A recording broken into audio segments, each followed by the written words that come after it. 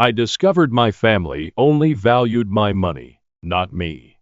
I cut them off, reclaimed my life, and found freedom in choosing myself over their manipulation. My name is Emma, and until a few nights ago, I believed that my family loved me. It began with a simple notification. My aunt had given me a video. I was in the midst of preparing dinner when my phone rang. I wiped my hands on a towel, grabbed my phone, and unintentionally tapped the message. At first, I assumed she sent me something random, a family movie or an old film she found amusing. But then I heard my mom's voice. Emma should be grateful. She'd be nothing without us. My stomach sank. The video looked unsteady, as if someone had laid their phone down without realizing it was recording. But the voices were perfectly audible. A pathetic failure? That's what Emma is, my father said with a laugh. But at least she's good for something, paying our bills. Laughter? I held my phone more tightly. If Emma ever stopped sending money, my aunt, who had just sent this, said with a smirk, we'd just guilt her into it. She's too soft to say no. My entire body became numb. Emma, this is my name. They weren't discussing a hypothetical person. They were not fooling around. They were talking about me. I had been assisting them for years, paying their rent, covering their debts, and spending my own funds to ensure they never struggled in the same manner I did. And is this what they truly thought of me? I was still stuck, my thumb hanging over the screen, when the video abruptly disappeared. This message has been unsent. I gazed at the notification. My aunt realized her error. She must have panicked and deleted the video, assuming I hadn't noticed. I should have challenged her, should have called her out. I should have told them I knew everything. But instead, I put down my phone and pretended I hadn't seen it. And that's when I determined I wouldn't react. Not yet. I had a plan. I sat for what seemed like hours, staring at my phone. The words echoed in my thoughts. Emma should be grateful. A pathetic failure. She's too soft to say no. I wanted to believe there was a misunderstanding. Perhaps they were joking. Perhaps I was missing some context. But deep inside, I knew better. I knew the truth. They intended every word. And the worst part, they were not wrong about one thing. I was too soft to say no. How many times had they guilted me into assisting them? How many times have I put my own life on hold to ensure they got what they required? My father's temporary financial difficulties developed into me paying rent for years. My brother's tuition. He didn't even complete college. My mother's incessant emergencies, always neatly timed when I had just been paid. And I had done everything without hesitation, because that's what families are meant to do, right? I had spent years convincing myself that I was doing the correct thing. They appreciated me. They said they loved me. But that one video shattered every fantasy I had left. And now they believed they had gotten away with it. My aunt had unsent the message, perhaps breathing a sigh of relief that I hadn't noticed it. Perhaps she even reassured everyone. Don't worry, Emma didn't watch it. They assumed I was still in the dark. That was my advantage. I could have texted her right there. Could have confronted her. I told her I had seen everything. But what would that accomplish? They'd simply deny it. Make excuses. Twist the circumstances so that I feel guilty. I'd let them assume I was still their dutiful little financial account for the time being. The next payment was due in a few days. And this time, things would be different. The next morning, I awoke to my normal routine, but everything felt different. The sun still shone through my drapes. My coffee brewed just as it usually did. But there was this awareness in the back of my mind, as if I was observing my life from a new perspective. My phone vibrated. A message from my mother. Mom, morning, sweetie. Just checking in. I hope you're doing well. I stared at the message. It was usual. Too normal. She never texted me simply to check in. There was always a cause, and a request was hidden somewhere. And just a few minutes later, Mom, oh, by the way, the rent is due soon. Can you send it by Friday? There it was. The same cycle, the same motif. But this time, I was not going to play along. I typed a response with my fingertips, hovering over the keyboard. My typical response would be something like, of course, or no issue. Maybe I'd even apologize for taking so long just so they didn't feel inconvenienced. Not this time. I deleted everything and simply responded, I can't this month. Before sending the message, I glanced at it for a few seconds. I sat down my phone and waited. 1 minute, 2 minutes, buzz. Mom. What do you mean you can't? I could see the displeasure on the television. I'd never said no before. I didn't answer immediately. Instead, I took a sip of my coffee, leaving her to stew in her bewilderment. A couple more messages arrived. Mom. Emma, this is serious? We are counting on you. You know we don't have any other options right now. Another buzz. This time it's from my aunt. Aunt, hello honey. Your mother is freaking out. Is everything okay? I nearly laughed. Is everything okay? Sure. Everything was excellent. I had spent years paying for their life, and when I hinted at stopping, they panicked. They never asked me if I was all right. If I needed assistance, it never was about me. It had never been. I took a deep breath and responded, me. I've had some unexpected bills this month. I cannot send anything. Sorry, that was it. There's no explanation. No apologies. And then, I waited. What happened next revealed all I needed to know. The silence was terrible. For the first time in years, I had declined. They didn't know how to manage it. I stared at my phone, watching the 3 small dots appear and disappear. Over and over. My mom was typing, stopping, typing again. I envisioned her sitting there, fuming, trying to figure out the best way to persuade me to change my decision. Finally, her response got through. Mom, Emma, what do you mean by unexpected expenses? Is there anything more essential than your family? There it was. Guilt trip. They had always employed the same technique. I didn't respond. I simply let the message sit there.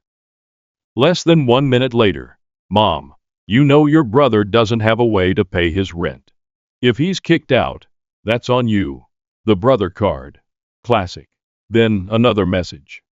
Mom, Emma, we raised you. We cared for you when you had nothing. Is this how you're repaying us?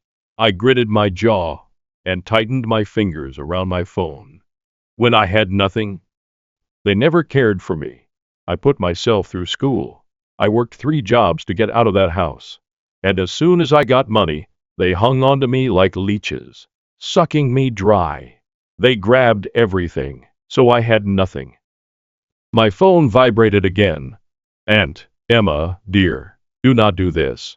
We are family. Your mother is merely upset. You know how she gets. Simply send the rent, and everything will be okay. Everything will be okay. Who is it fine for? I put down my phone, my heart hammering. I needed a second to breathe and ponder. I strolled to the kitchen, poured myself a glass of water, and took a slow sip while looking at the clock on the wall. I could feel something shifting within me. For years, I had been afraid of this moment. I was afraid that if I stopped paying, they would detest me. They would cut me off. They would turn their back on me. But now I know the truth. They've never loved me. They adored what I could offer them. And the moment that ceased, they would reveal who they were. Buzz. I strolled back to my phone and picked it up with firm hands. This time, the communication came from my father. Dad, Emma, I'm not sure what has gotten into you, but this is unacceptable. You are being selfish. This family needs you, and you're behaving like an entitled brat. Grow up and do the right thing. There it was, The final mask slips. No more faking kindness. No more pretending to care. Just demands. I stared at the words, my heart racing in my ears. Then another notification came up. A voice message from my aunt. My hands trembled as I paused, my thumb lingering above the play button. Something told me this would change everything. I hesitated for a long time, staring at the small play button on the screen. A voice message from Aunt D. My heart beat against my ribcage. She was not the type to send voice messages. If she had something to say, she usually sugar-coated it in text, passive-aggressive with just enough phony sweetness to make me feel bad. But this was different. Slowly, I pressed play. Her voice came through, harsh and impatient. And listen, Emma, I'm not sure what game you're playing, but this isn't humorous. Your mother is losing her sanity. Your father is upset. And honestly, I do not blame them. You have always been a little ungrateful. But this is quite selfish. I felt my gut clench, but I forced myself to continue listening. And you have a wonderful job, right? You earn more than any of us. You don't even need the money. Meanwhile, your family is struggling. So what? Did you just wake up one day and realize you don't care? A bitter laugh. You owe them, Emma. After all they've done for you, following all the sacrifices they made, they gave you life. Now you're going to walk away? Pretend they do not exist. What kind of a daughter would do that? She breathed forcefully, and for a moment, I believed she was finished. But then, and you know what? Her tone altered, becoming colder now. If you truly want to be that kind of person, that's fine. But do not expect them to forgive you. Don't expect to come crawling back once you discover how much you rely on them. Because when you pass this line, there's no going back. The message terminated. Silence. I let the words sink, my thumb hovering over the replay button. My ears rang, and my hands were numb. I should have been afraid. I should have panicked. I should have been hurrying to make things right, to correct this, to apologize. But instead, I felt relaxed. More than that, I felt free because she just verified everything. They did not love me. They did not respect me. They did not even recognize me as a person. They regarded me as nothing more than a financial account, a moving, breathing ATM. And the instant I stopped distributing money, I was nothing. And if that was the case, perhaps it was time to become nothing to them. Buzz. Another communication from my mom. Mom, this is your last opportunity, Emma. Send the rent. I stared at the message for a very long time. Then, without hesitation, I blocked her. I blocked my father. I blocked my aunt. And suddenly, for the first time in years, I was free. Or, so I thought. Because the next day, my brother arrived at my home. The knock at my door sent shivers down my spine. It was early. It's too early. The sun was barely peeking over the horizon at this early hour, when most people were still sleeping. For a second, I considered ignoring it. Perhaps it was a neighbor. Perhaps there was a parcel. Maybe it wasn't what I thought it was. Then, another knock. This time, it was louder. Become more insistent. I took a slow breath, braced myself, and walked to the door. My fingers paused on the handle, and my heart pounded in my chest. And then, I opened it. There he was. My brother. His face contorted between fury and desperation, and his clothes wrinkled as if he hadn't slept. God's eyes. Bloodshot. Wild. Are you serious, Emma? His voice was as cutting as a sword shoved against my skin. What the hell is wrong with you? I blinked and kept my expression neutral. Good morning to you, too. He scoffed and ran his hand through his already untidy hair. Don't do that. Don't act like this isn't a big deal. You blocked everyone. Mom is freaking out. Dad's losing his mind. You're just what? Cutting us off? Pretending we don't exist. I crossed my arms and leaned against the door frame. I don't know Jason. Maybe I just got tired of being treated like a piggy bank. His jaw clenched. Oh my God, not this again, not this again. I gave out a sour laugh. Jason, I've been paying your rent for years. I've covered your bills, your food, even your stupid gym membership. And the one time I say no, the one time I set a boundary, Mom calls me a selfish brat. Dad says, I'm unacceptable, and you show up at my door like I committed a crime. His lips parted as if he were going to argue, but no words emerged. So I continued going. And don't even try to pretend you care about me. I cocked my head, my voice cold. I saw the video. His face turned pallid. For the first time, genuine dread flashed across his eyes. What video? I smiled, but it was not a pleasant one. You know exactly what video? Jason shifted on his feet, looked aside as his hands balled into fists. Look, that it wasn't serious. Okay? We were just joking. You're being dramatic. Joking? My voice was soft, yet as sharp as glass. You all sat around laughing, calling me a pathetic failure, saying I should be grateful for the chance to pay your bills. Do you know what that feels like, Jason? To hear your own family talk about you like that? He breathed sharply and rubbed his face. Emma, come on. No, I cut him off. You come on. You want money? Get a job. You want someone to take care of you? Find someone else because I'm done. Silence. He just stood there and stared at me. And for a little moment, I saw something spark across his face. Something rough. However, it was gone just as suddenly. You don't mean that? He grumbled. I retained his stare.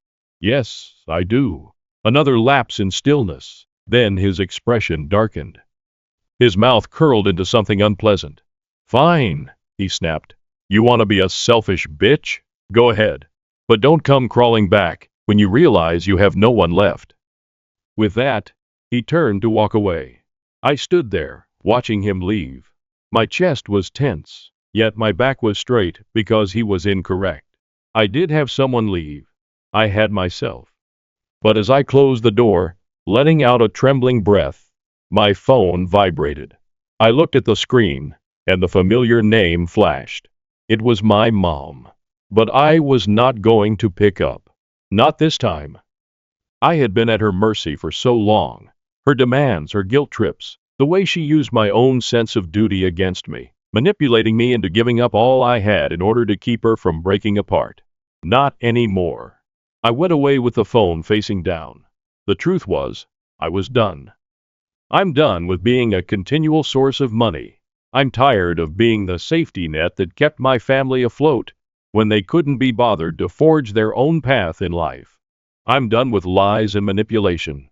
They never asked me how I was doing, never considered the toll it had on me to continually take up the slack.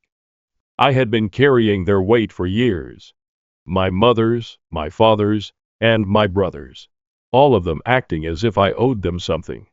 As if my life was just one long, endless repayment for everything they had done for me.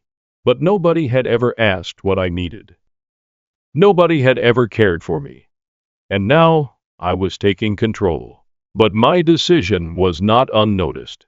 The following morning, when I sat in my living room, the silence felt oppressive.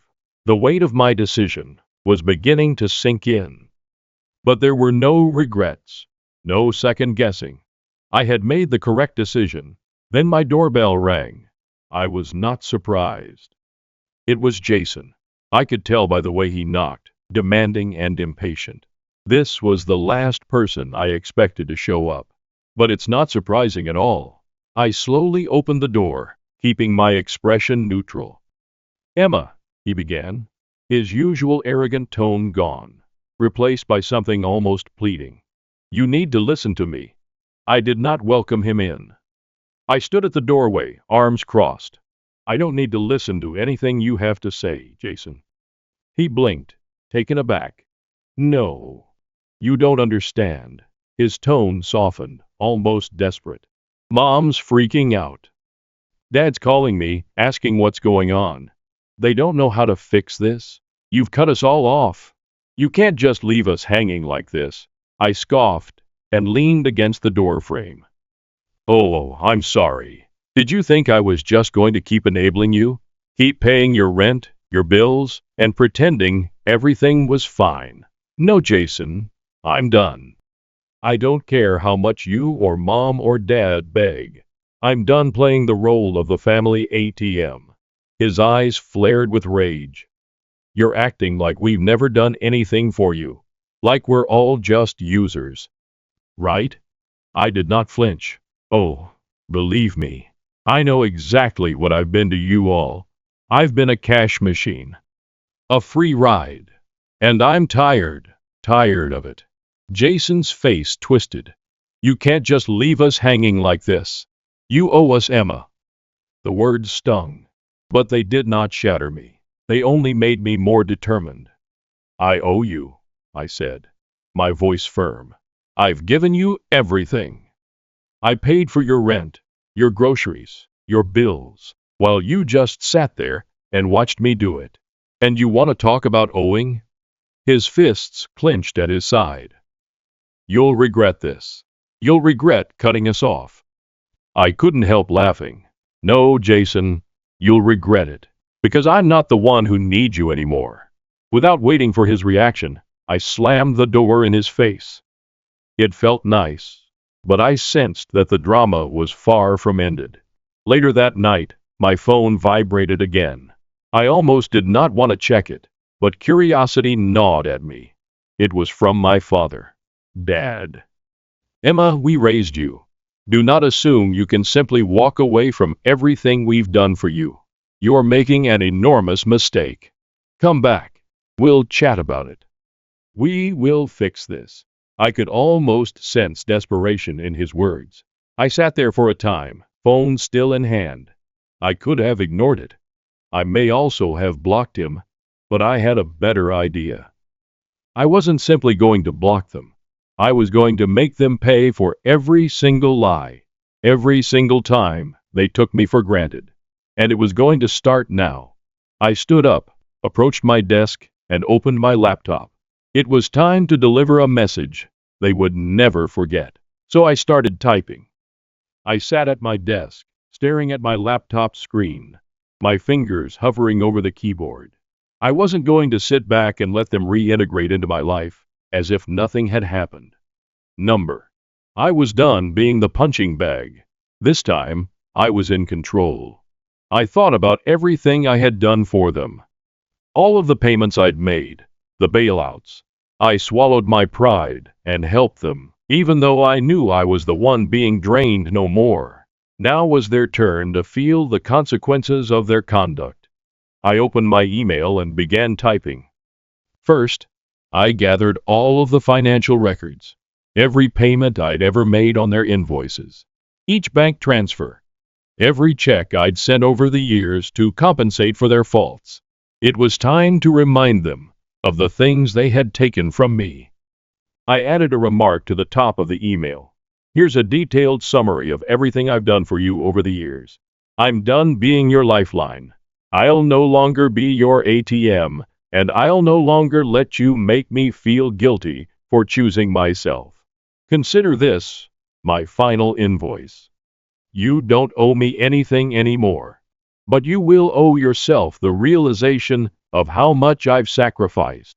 All because I thought family was supposed to help each other, not drain each other.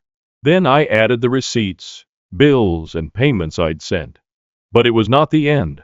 Definitely not. I signed on to the family group chat, which used to keep me on edge with their complaints and demands. I browsed through the messages, reading the ones where they said they needed me, and guilted me into assisting them. Then I tried something I hadn't done in years. I responded, you all talk a lot about what you've done for me, but you've forgotten how much I've given up for you. And here's the reality check. You never needed me. You just used me. I'm done. This is my last message. Don't ever contact me again. I sent it. The silence that followed was nearly lovely. I slumped back in my chair, feeling the weight of the decision wash over me. For once, there were no more phone calls, no more guilt trips, no more pretending they had any authority over me. They might continue their manipulations, lies, and empty promises. I was free. But just when I thought it was finished, I got one last message from Jason. "You're making a mistake, Emma. You'll regret this. Family sticks together." I smiled to myself. I knew he was only attempting to get under my skin. But this time, it didn't work because I didn't need them. I had a life, my freedom. And it was enough. It wasn't the dramatic explosion I had envisioned. It wasn't a great clash. But in its own way, this was much better. I had assumed command without anyone seeing it coming. And the best part, they lost their control over me. As I turned off my phone for the night, a sensation of calm washed over me. I did not have to play their game. I didn't have to continue sacrificing myself for those who didn't value me. It wasn't the revenge I expected. It was quieter, be more deliberate, and far more satisfying. Now, I could finally breathe. And the best part, I could finally live for myself. And that, in the end, was the sweetest victory. Reflection. Wow. What a ride that was, right? It's incredible to think of how much Emma had to endure for so long. But in the end, she gained control of her life. I admire how she refused to let her family's conflict and guilt bring her down. Instead of a massive conflict, she simply cut them off quietly, but with force. Making a scene is not always the best way to exact revenge. It's about reclaiming your life and showing that you're no longer a doormat. But here's the thing. Not everyone would have handled it that way. Some could argue that she should have pushed for the relationship. Maybe even give them a second opportunity. Others may believe she made the correct decision by removing them entirely. So what are your thoughts? Do you agree with Emma's decision? Was her silent vengeance satisfying or overly harsh? Please share your ideas in the comments below. I would love to know what you think. My husband and mother-in-law treated me like a servant, mocking my efforts, demanding obedience, and making me feel invisible. Alex's words cut through the clatter of dishes like a keen scalpel. "Alara, bring me some tea now." I halted, my hands dipped in soapy water. "Hold on, I'm doing the dishes." "What?" His tone was incredulous and impatient. "Stop that, and then bring me the tea right away. Can't you obey simple commands?" "But," I began, only to be interrupted. "What a useless wife you are." "Make me some sweet coffee," said another voice. Mrs. Whitmore, my mother-in-law, spoke from the living room. She sat there munching a slice of cake she had grabbed from the fridge, her eyes gleaming with malice. I sighed and looked at the stack of dishes. "There are so many. Leave them for later. Just do what we say. Useless wife," Alex's voice hissed, each syllable hurting. I was Alara, a 28-year-old working mother whose life felt more like a jail than a home. Married at 23, I had hoped for love and friendship, but instead, found myself in the hands of Alex and his domineering mother. Our 4-year-old son was the only bright spot in an otherwise dark existence. We lived in Alex's parents' house, a decision foisted on me under the premise of caring for Mrs. Whitmore after my father-in-law died. Initially, I sympathized with her alleged anguish, but it quickly became evident that I was nothing more than a part in her cruel game of home oppression. Cooking, cleaning, and working just weren't enough. My attempts were treated with derision, and my meals were either left untouched or sharply ridiculed. "The stir-fry is so half-hearted," Mrs. Whitmore would remark. "Cook it properly from scratch." "I'm busy, and can only do simple things," I'd say, trying to maintain a calm voice. "That's why I hate backtalk from my daughter-in-law," she quipped. "Cook from scratch? Why don't you cook? You are a good cook, correct?" I risked to react once, and soon regretted it. "Why would I do housekeeping with you here?" she responded coldly and dismissively. "Are you out of your mind?" Their brutality grew with time, progressing from harsh words to a chilling quiet. They began to entirely disregard me, as if I were a ghost in my own home. My presence, which was previously underestimated, now appeared completely invisible. 5 years passed in this suffocating environment. Alex and I turned 35 and 33 respectively. Our son developed, but the unpleasant atmosphere in the house remained constant. My mother-in-law, now 63, appeared to thrive on my suffering. One evening, as I trudged home from work, a heavy revelation hit me. They saw my existence as meaningless. I was a shadow, unnoticed and unheard. The only voice that acknowledged me was my son's. The idea of losing even that minor recognition was agonizing. When I returned home, I started cooking right away, hoping to lift my spirits.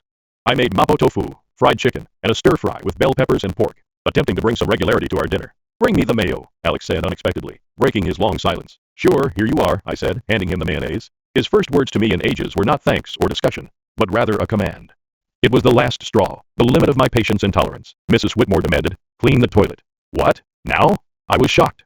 "Yes, now," she demanded, her voice full of hate. I snapped back, unable to suppress my annoyance. "Don't say such a thing while we're eating. It's nasty, just like your heart," she said.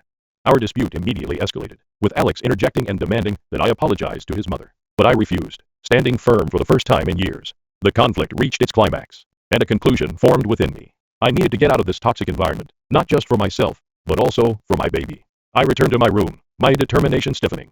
I downloaded divorce papers, completed them, and slapped them in front of Alex. His amazement was evident, but I felt just icy determination. "I'm filing these," I announced, my voice firm. As I stood there, looking at my husband's puzzled expression, I realized I had finally stepped out of the shadows.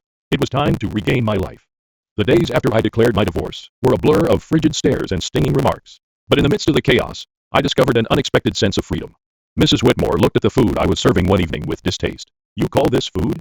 Even a child cooks better. I bit my tongue, concentrating on my son's happy expression. Eat up, sweetheart. I made your favorite tonight, Alex added in, his voice full of sarcasm. Oh, playing the perfect mother now, are we? What a joke.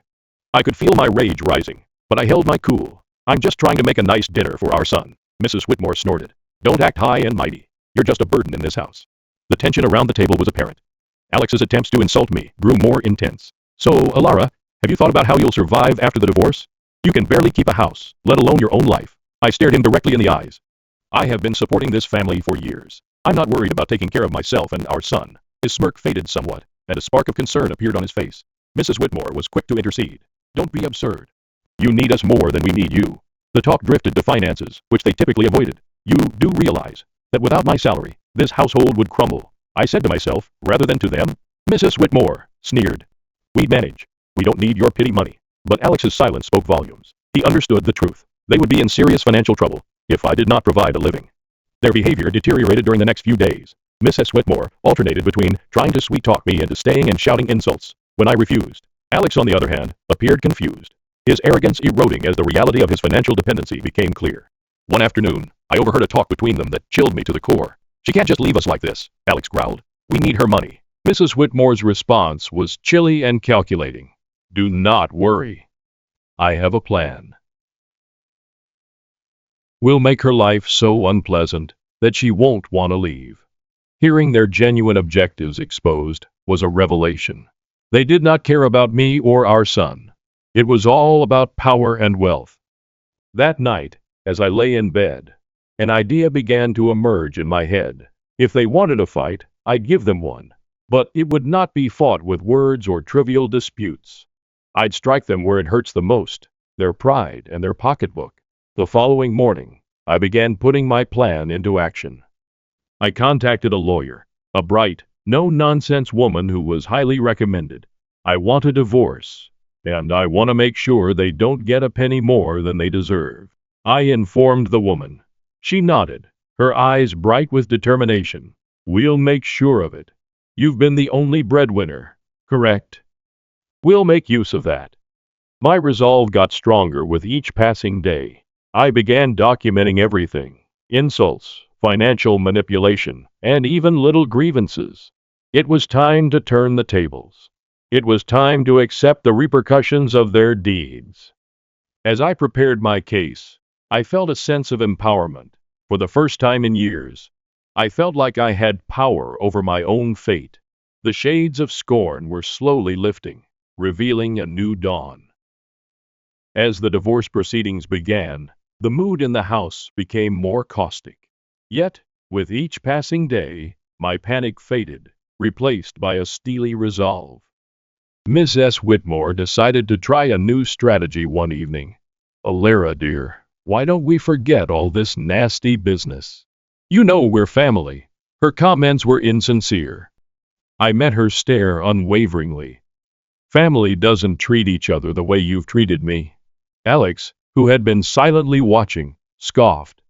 Oh, playing the victim now? You're not as innocent as you pretend to be. I felt a wave of rage, but I kept my voice composed. I'm not playing anything, Alex. I'm just no longer willing to be your scapegoat. As is typically the case, the subject turned to finances. You think you can just take our son and leave? How will you support him? Alex was skeptical. I grinned with a tiny, confident curl of my lips. I've been supporting this family for years. I think I can manage. Mrs. Whitmore turned her gaze into a sneer. You're nothing without us. You'll come crawling back. But their remarks no longer had force over me. I recognized my worth and knew the truth. The following day, I met with my lawyer again. She outlined the strategy clearly. We'll expose their financial dependency on you. It will play a crucial role in the custody battle and the division of assets. I nodded, feeling vindicated. The law was on my side, and I was prepared to fight back. At home, the tension had reached a boiling point. Mrs. Whitmore's attempts to discredit me got increasingly desperate. You think you're so smart, she sneered one evening, but you're just a cold-hearted woman abandoning your family. I stared her directly in the eyes. I'm a woman who's finally standing up for herself. Alex leaped in, his voice full of fury. You'll regret this? You can't survive without me. However, his threats fell on deaf ears. I was done being intimidated. As the days passed, my preparations for the court battle became more intense. I obtained financial accounts, documented their harsh remarks, and gathered evidence of their negligence. One afternoon, as I was arranging my documents, my kid approached me. Mom, are we going to be okay? His voice was soft and hesitant. I drew him into an embrace, feeling a flash of protectiveness. Yes, sweetheart, we're going to be just fine. We're leaving this place, and we're going to start a new, happy life, just you and me.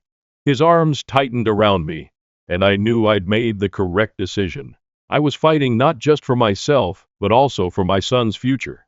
The court hearing date approached, bringing with it the prospect of impending freedom. I was prepared to confront Alex and Mrs. Whitmore and put an end to their tyranny and emotional abuse.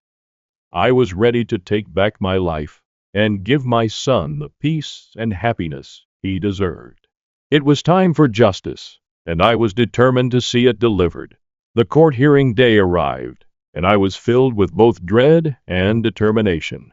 I felt a sense of surrealism when I sat across from Alex and Mrs. Whitmore in court. This was the moment when everything changed. The proceedings started with frigid formality. Alex's lawyer portrayed him as a dedicated spouse and parent, battling under unjust accusations. Mrs. Whitmore played the sorrowful mother-in-law who had been wronged by her ungrateful daughter-in-law. However, their performance was apparent, and their lies were flimsy. When my turn came, I spoke clearly and steadily. I've been the only provider for this family for years. My husband's unemployment and his mother's manipulative behavior have been continual sources of stress. Alex intervened, his voice tinged with faint hurt. Alara, how can you say such things? I've always backed you. I turned to him, my stare steadfast. Alex, support is more than words. It's about deeds, and your actions have only demonstrated selfishness and harshness. The judge listened closely as I presented my evidence, which included financial accounts, audio recordings of their verbal abuse, and testimony from neighbors who witnessed their behavior. The fact was undeniable.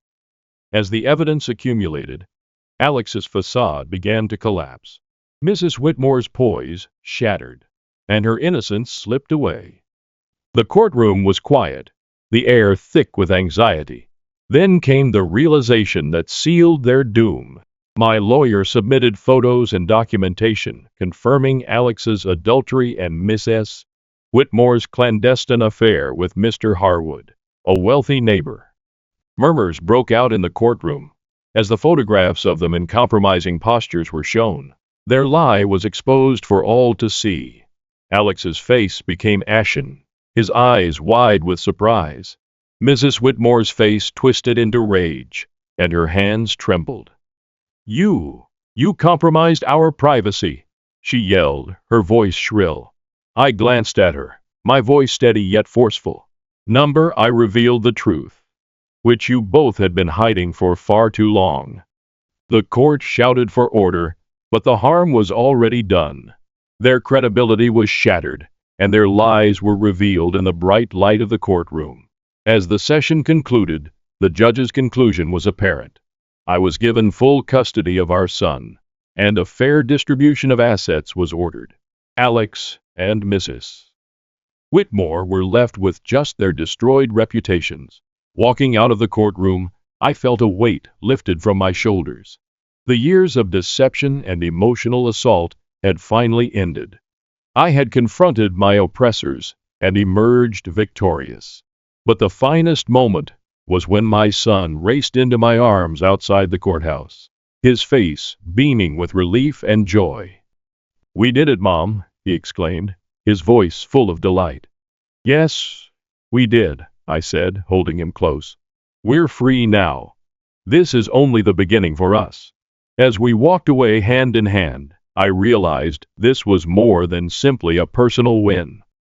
It was a victory for everybody who has ever been made to feel little, helpless, or unworthy. It represented a victory for truth and justice. It was the beginning of a new chapter, one full of optimism and the promise of a better future. The court verdict had an immediate and chaotic impact. The story of Alex and Mrs. Whitmore's deception spread like wildfire, ruining their reputations in our little neighborhood. They could no longer hide behind their facade of respectability. In the days following the verdict, I concentrated on rebuilding my life with my kid. But I couldn't deny the gratification of knowing Alex and Mrs. Whitmore were facing the repercussions of their decisions. One evening as I was making dinner, I had an unexpected visitor. Mrs. Harwood, Mr. Harwood's wife, appeared, her eyes crimson from unshed tears. "Alara, I've heard about everything. I can't believe what Sylvia, Mrs. Whitmore, did," she exclaimed, her voice breaking. I invited her in and offered a cup of tea. As we sat at the kitchen table, she expressed her sadness. I trusted her as a neighbor and friend. And to think she was having an affair with my husband. Her voice trembled, so I listened and offered words of comfort. Mrs. Whitmore's actions had clearly caused far more damage than she had planned. The next day, I saw Alex in town. He was a shell of his former self, his arrogance replaced with a defeated expression. "Alara, please. Can we speak?" he asked, his voice barely above a whisper. I paused, facing him. "What's there to talk about, Alex?" he fidgeted, unwilling to meet my gaze. "I apologize for everything. I didn't understand how much I relied on you and your strength." His apologies, however late, reflected the shift in power. He had lost everything, his dignity, his home, and his family. And in that loss, he had finally admitted his own flaws. Mrs. Whitmore, however, received the greatest criticism. Her affair with Mr. Harwood had not only wrecked her reputation but also resulted in legal problems. Mrs. Harwood sought a divorce and sued her for alienation of affection. I learned of Mrs. Whitmore's dilemma from neighbors. Whispers and tales depicted a lady undone by her own acts. She had become an outsider, rejected by individuals she had previously considered friends. I saw her at the grocery store one day, hurrying through the aisles with downcast eyes. Our paths touched, and for a brief moment, our eyes met. The sight of hatred and defeat in her eyes was undeniable. "You did this to me," she said under her breath as she walked by. I watched Sylvia leave, her figure slowly fading as she hurried away, her eyes filled with resentment. I felt a strange mix of pity for her and vindication for myself. "No, Sylvia," I whispered under my breath. "You did this to yourself." The tides of justice had finally shifted. Everything they had done to me, all the lies, the manipulation, the emotional torment, had come full circle. The consequences of their actions were now irreversible. I could see them struggling, living in the aftermath of the deceit they had carefully cultivated over the years. Their false facade had shattered, and now they were forced to face the reality of what they had become. As I watched them suffer through the consequences of their own making, I felt a sense of calm satisfaction. But it wasn't just about them getting what they deserved. The real reward was in the freedom I had gained. The best form of retribution, I realized, was not in revenge, but in living a life full of peace and strength, free from the toxicity and harmful influence they had cast upon me for so long. My focus shifted back to what truly mattered, the future I was building with my son. We were free now, free from the prison they had trapped me in for all those years. I had broken free, and now I was living the life I had always dreamed of. This wasn't just a story of revenge or victory. It was a story of liberation. It was a powerful testament to my strength and resilience. I had taken control of my destiny, broken the chains of abuse, and freed myself from the tyranny of their manipulation. As I looked ahead, I knew that the future was bright. and the best was yet to come. I was no longer a prisoner to their cruelty. I was free, and the world was mine to conquer. I chose my stepfather to walk me down the aisle, and now my dad is begging for a second chance after seeing the photos. I was escorted down the aisle by my stepfather.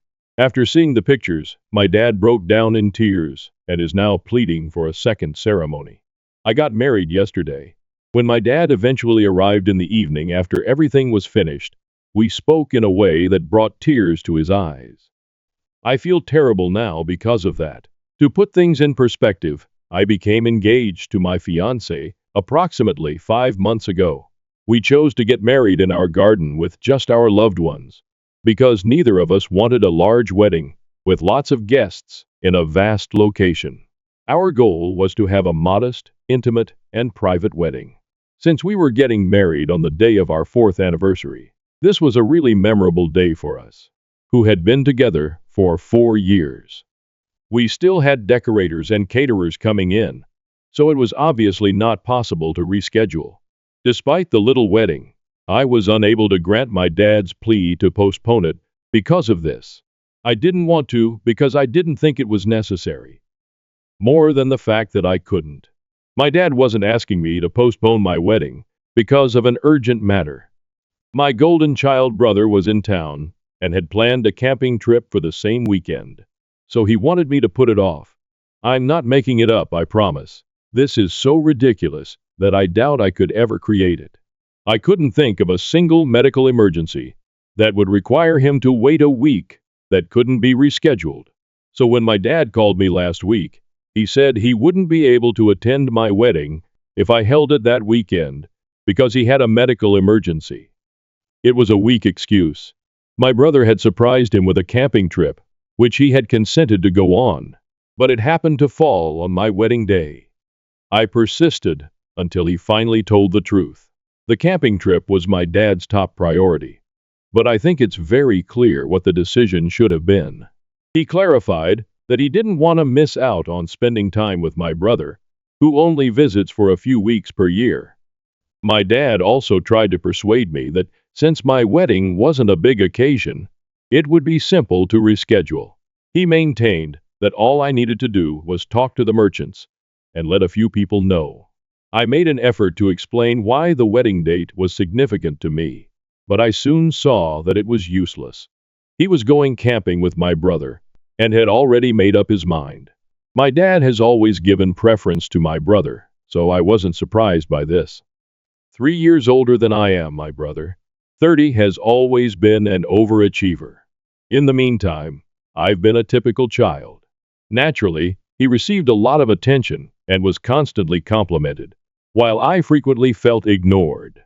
He was such a brat with an inflated ego that I was unable to be glad for him, even though I used to feel jealous of him. He became conceited from all the attention, and honestly thought he was a gift from God to humanity. We never got along since he was annoying and behaved like a bully to me. When he left for college, I was relieved. I was in middle school when our parents got divorced. My mom had an affair with one of her college pals, which led to the divorce. My dad agreed to split custody despite the unpleasant divorce that left everyone bitter. The affair was shocking, not the divorce, to be honest. My parents had a constant argument for as long as I can remember. They were never really happy together, even in my fond childhood memories. During family get-togethers or vacations, they simply put on a front for other people.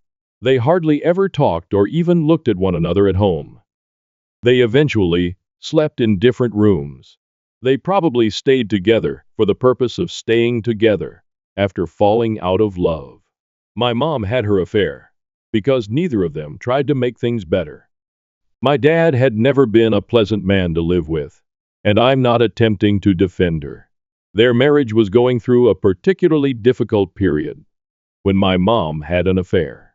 They got into violent arguments nearly every day, and my dad's heavy drinking just made matters worse.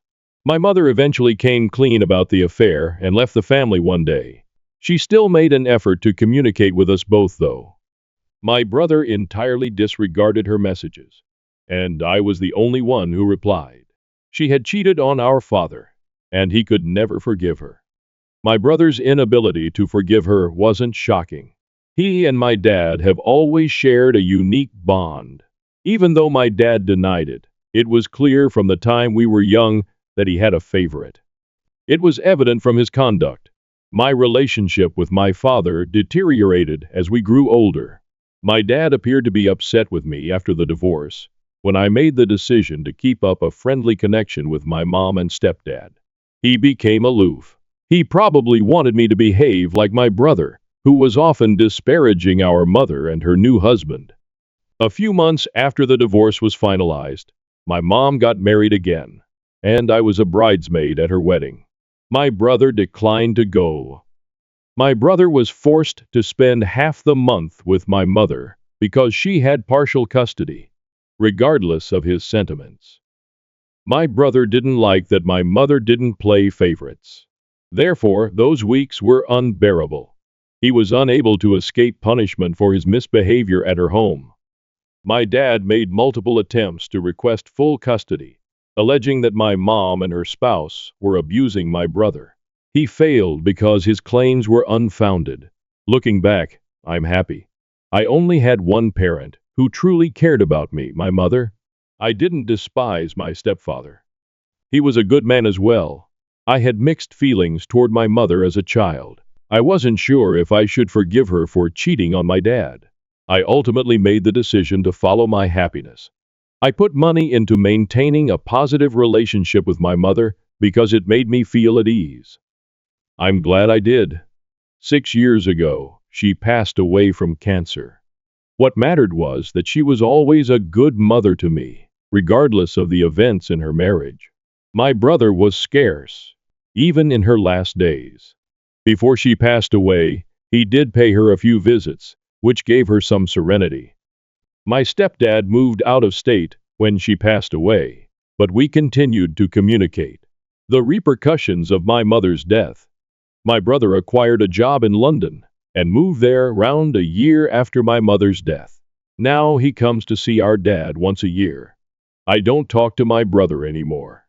However, my connection with my dad started to become better once my brother moved out and my mom passed away. After finding out about my mom's infidelity, he expressed regret for his lack of warmth for me.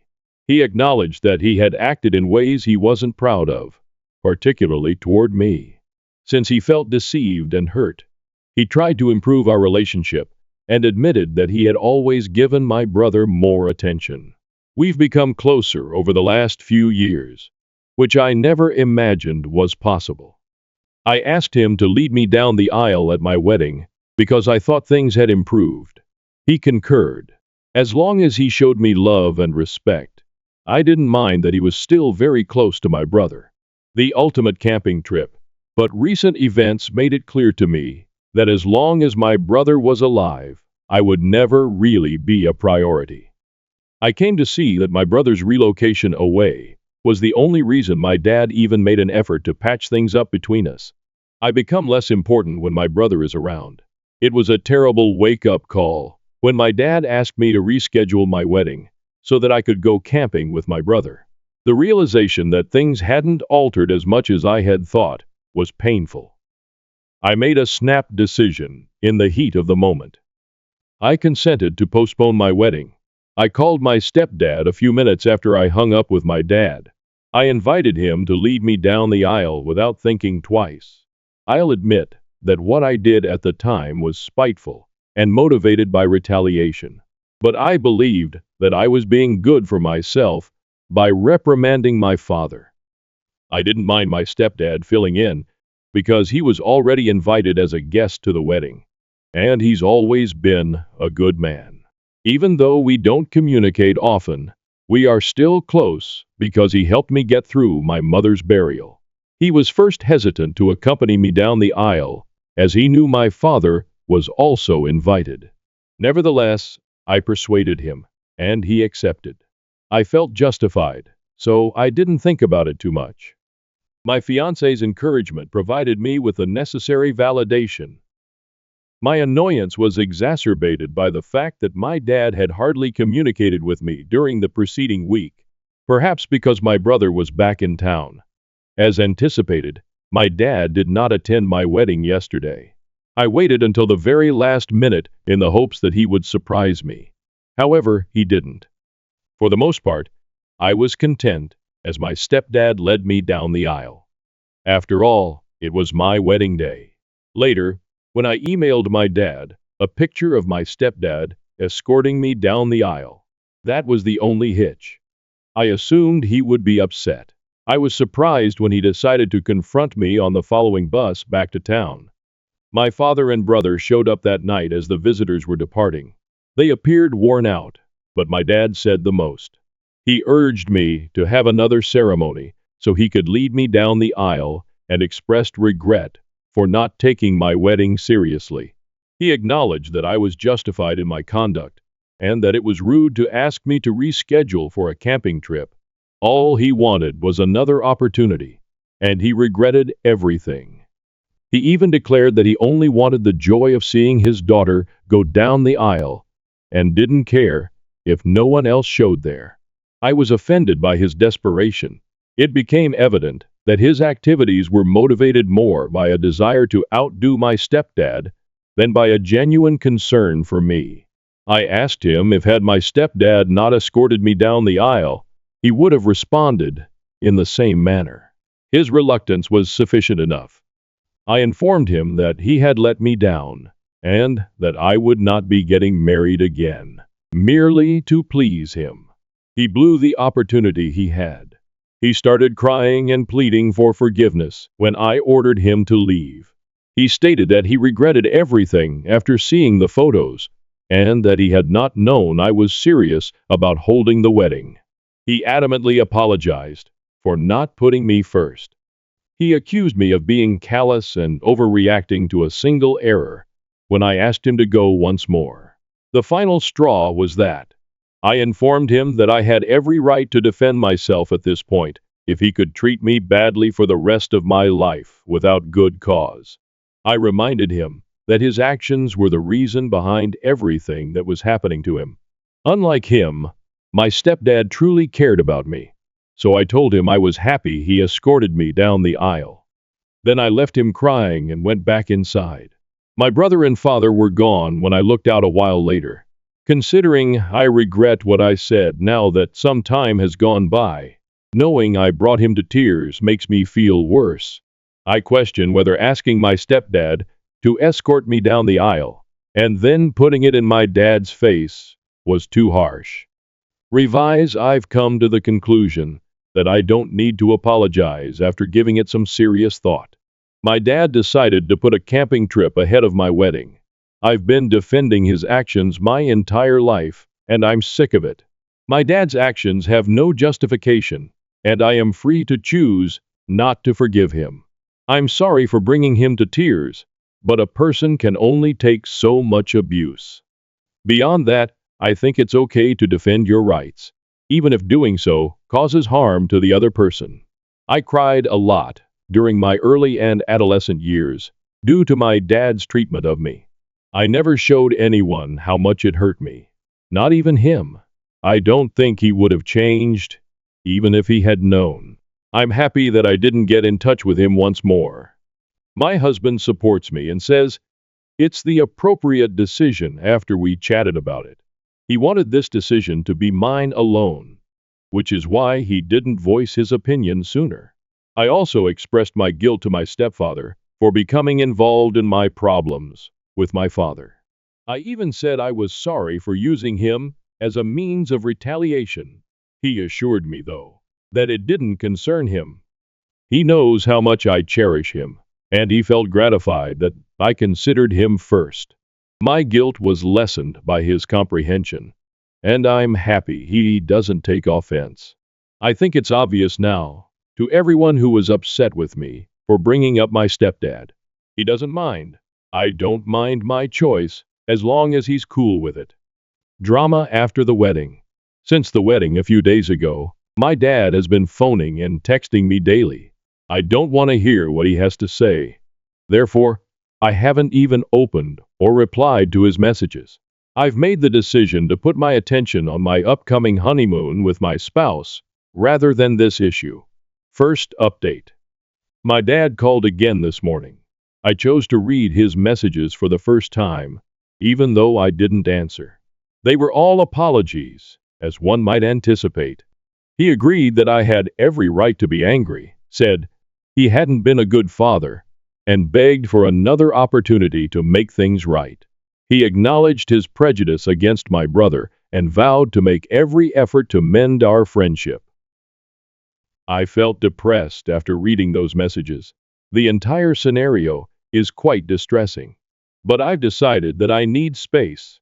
I contacted him back to establish boundaries after reading the messages. I requested that he refrain from contacting me for a time because I was going on my honeymoon. Repeated apologies just serve to prolong the suffering. They won't alter the past. I made it obvious that I needed him to honor my wishes, but I also vowed to get in touch when I was ready. I understand, he said, adding that he would wait for me to get in touch with him. Second update. As I enter the third day of my honeymoon, my father has not gotten in touch with me. But my brother contacted me out of the blue today, and it was totally unnecessary. I didn't recognize the number since he was using a burner phone. I was going to hang up when I heard his voice and responded, but he baited me by calling me an escapist. Sadly, it was successful, because he is skilled at making me feel uncomfortable. My brother gave me a lecture on the value of family, saying I should apologize for the terrible way I was treating our dad. Additionally, he bemoaned how uncomfortable my dad was, and how I had ruined his visit by cutting short their camping trip. He went on to accuse me of being envious of him, saying that my behavior was motivated by resentment because my father put him before me. He further claimed that by continuing to see our mother during the divorce, I betrayed my father. His childishness astounded me, but I wasn't shocked. I informed him that a man-child like him would act in this way. I explained that I actually felt sorry for him and wasn't at all envious of him. My sibling is still emotionally stunted despite having a successful profession. Whatever he accomplishes, he will always be unhappy and unlikable. I interrupted him when he attempted to argue with me, stating that it would only serve to highlight his desperate attempt to hide his discontent. I ended the phone before he could say anything else. Even though I know I shouldn't have talked to him at all, it was rewarding in its own right. I made the decision to only take calls in an emergency from that point on for the remainder of my trip. Update 4. Talking to my dad. A few days ago, I came home from my honeymoon. After a while of staying in holiday mode, my husband and I decided it was time to return to our regular life and our jobs. I made the decision to face my father yesterday. I went to his residence after work. Naturally, my brother was also present, and he appeared astonished to see me. Since I don't care about him, I gave him my full attention. I didn't want to have any serious conversations with my brother, so I asked to talk to my dad alone. I was certain that he would be unable to be silent and would continuously interrupt, and I couldn't stand it. My dad and I were finally alone when my brother left the room, albeit he appeared to be upset about it. When we were alone, I expressed my disappointment in my father's actions. I reminded him that I had asked him to lead me down the aisle because I felt our relationship had improved over the previous few years. But it became evident what his priorities were when he requested me to reschedule the wedding. My stepdad is significant to me in his own right, but I acknowledged that asking him to lead me down the aisle was selfish and vengeful of me. I informed my dad that I still didn't know if he had come that day because he truly regretted missing my wedding, or because he felt competitive with my stepdad. In any case, it was no longer relevant. We cannot undo the past. What has been done is done. A way forward for reconciliation. He initially appeared to be very distraught, but I assured him that starting over was the only way to move on. I am aware that a lot of people would anticipate that I would completely cut him out of my life. But in all honesty, I don't want to or can live with that. I know how quickly life can take individuals away because I lost my mother to cancer. I can't ignore the positive times I've had with my father, even with all the negative ones. But I also can't deny the pain he's given me. I clarified that I had reached a point of acceptance. I'm willing to give him another chance to make amends for his mistakes from now on. I urged him to allow me that space, though, because I need time to recover. We can attempt to mend our father-daughter relationship when I feel ready, which could take weeks, months, or even years. I wish to avoid touch till then. I asked him if he could accept this, and he nodded. Before I left, he asked if he may give me a hug. It was emotional when we hugged, but I held back from crying until I was back in my car. In conclusion, we decided on that, and I believe it works, at least for the time being.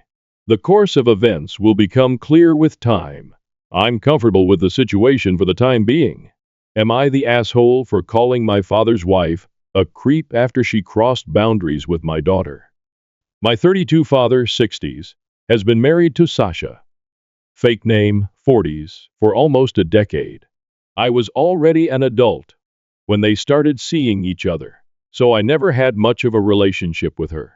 That said, Sasha was nice and thoughtful, though a bit annoying at times, and I never had any problems with her.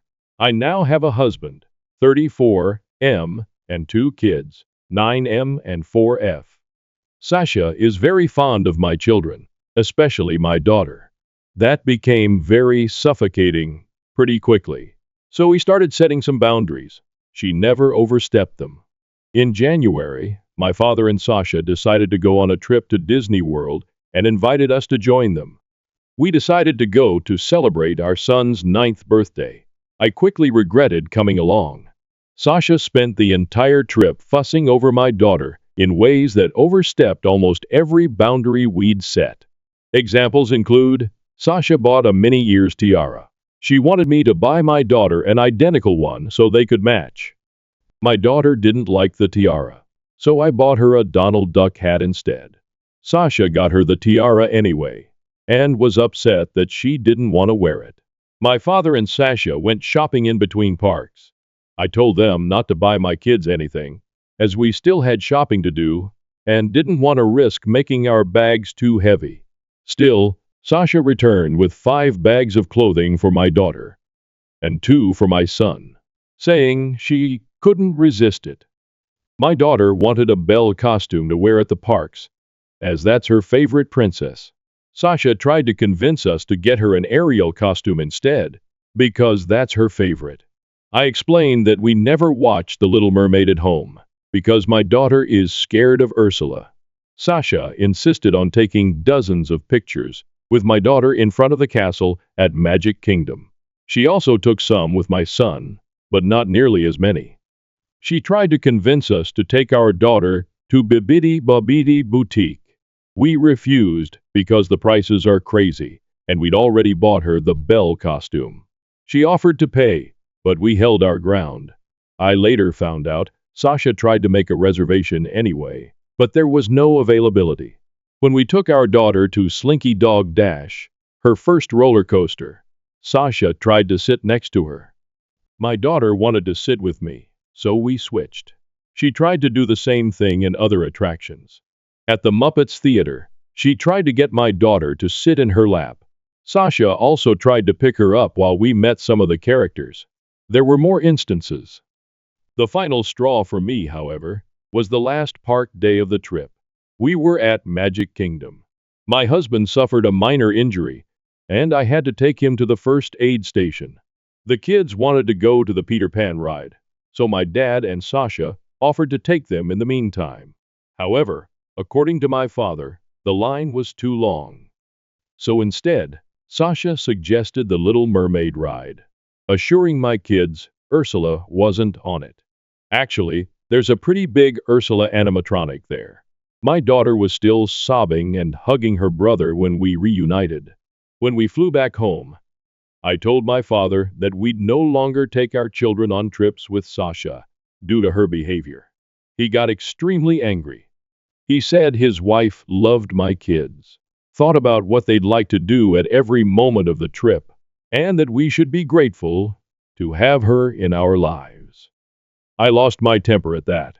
I told him Sasha was a fucking creep and that they should be grateful I was still okay with them, even seeing my children after her actions during the trip. We ended up having a huge fight after that. It's been weeks since we returned home, and my father is still angry at me and my husband. Sasha has texted me a few times. She says she's sorry if she made me uncomfortable, but that she loves my kids and hope to use the trip to spend more time with them. To be honest, I don't think I'm the A, but I do think I might have overreacted. I believe there's a chance Sasha's actions were motivated by love, and she truly did have good intentions. AITA. Update. Hey everyone. I'm ready to give you an update. I read your comments and came to the following conclusion. As much as Sasha's behavior towards my children angered me and freaked me out, calling her a creep was the wrong reaction to have.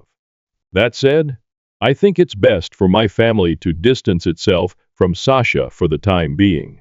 And at the very least, my previous decision to avoid future trips with her, based on the Disney trip, is still the best course of action. Sasha's pushiness, tendency to override my and my husband's parenting, and blatant favoritism towards my daughter were much worse when the kids were younger. After my daughter's birth, she began to focus too much attention on her and almost none on my son. I gave more examples of that in the comments on my original post. That's the reason we set boundaries in the first place. Her fixation on my daughter also bothers me. When we had the boundary conversation with my father and Sasha, she told us that she'd always wondered what having a daughter would be like. She'd also defined herself as child-free before, so I was never certain what to think of that. Either way, that reassured me and my husband that we were doing the best for our kids. Those boundaries had never been overstepped. Then we went on the Disney trip, and most of them were completely ignored. Many of you pointed out that she might have gotten carried away, or that Disney is exciting, and she wanted to make sure my kids had the best experience, etc. There are two things I'll say to that. The first is that whatever Sasha's reasons were, she still overstepped our boundaries. When we first set those, we told her that doing so would have consequences. Disney or not, I don't see a reason to make an exception. Secondly, she wasn't trying to ensure my kids had the best experience. She was pushing them to fulfill her fantasy of what their Disney trip should look like. She repeatedly ignored my children's wishes in favor of her own, despite them both being very clear about what they wanted and didn't want. Sasha also continually favored my daughter, including during my son's birthday, and fussed over her in ways that made her uncomfortable. And I still haven't forgiven the Little Mermaid thing. My daughter is a bit shy and takes a while to open up to most people, so knowing her trust was broken like that angers me in ways I can't describe. To put it in simpler terms, my children aren't props, and whoever treats them as such will, at the very least, be put in time out. I called my father and Sasha on Saturday. I apologized for calling Sasha a creep, but told them that we needed some time apart. They won't see my family until my younger sister's birthday in late April. If that goes well, they'll be invited to my daughter's 5th birthday party in May. After that, we'll slowly work on re-establishing contact. I also said that if they overstepped our boundaries again, the consequences would be more dire. My father didn't take it well. I don't care. Sasha sent me a text with more apologies, followed by a request to at least FaceTime my kids every now and then. I said no. And to those who said my controlling behavior ruined the trip, my kids had an amazing time at Disney World. They're both still talking about it. My daughter keeps asking us to put her pictures with the characters she met up on the wall. And my son says he had the best birthday ever. I think that's it. Thank you for your advice and support on my first post. Update 2. Last time I posted here, I mentioned that my father and Sasha wouldn't see my children until my younger sister's birthday. The party took place last weekend, and we didn't attend. These 2 months of NC worked fine, but not great. My father respected my wishes, to my surprise. But Sasha kept trying to find ways to talk to my children. She'd call me under the guise of needing to ask me something, only to later say, "By the way, are the kids around? I want to say hi." Every time she tried that, I'd remind her of what I'd told her back in March. This must have happened almost a dozen times, which was enough for my husband and I to start debating on skipping the party. After speaking to our kids, we decided not to go. They both said they missed my father, but clearly didn't want to see Sasha. We thought about attending and just distancing them from her while there, but risking making our children uncomfortable wasn't worth it. My son even asked if we could see their aunt somewhere else, without Sasha around. My husband and I explained the situation to my sister. She was upset, but mostly because she hadn't seen the kids in a while. We all went to dinner at her favorite restaurant the day after her party. I also called my father and told him we wouldn't go to the birthday party. He reacted better than I expected, but we still had a short fight about it. He claimed that I had promised we'd let Sasha see the kids after 2 months, called me unfair, and said he was entitled to have a relationship with his grandchildren. I immediately denied that. Though I tried to sugarcoat it at first, I eventually gave him the truth. My kids don't want to see his wife, and I won't force them to. My father and I had a long talk. I told him how much Sasha's actions at the Disney trip upset my children, as well as how uncomfortable me and my husband felt.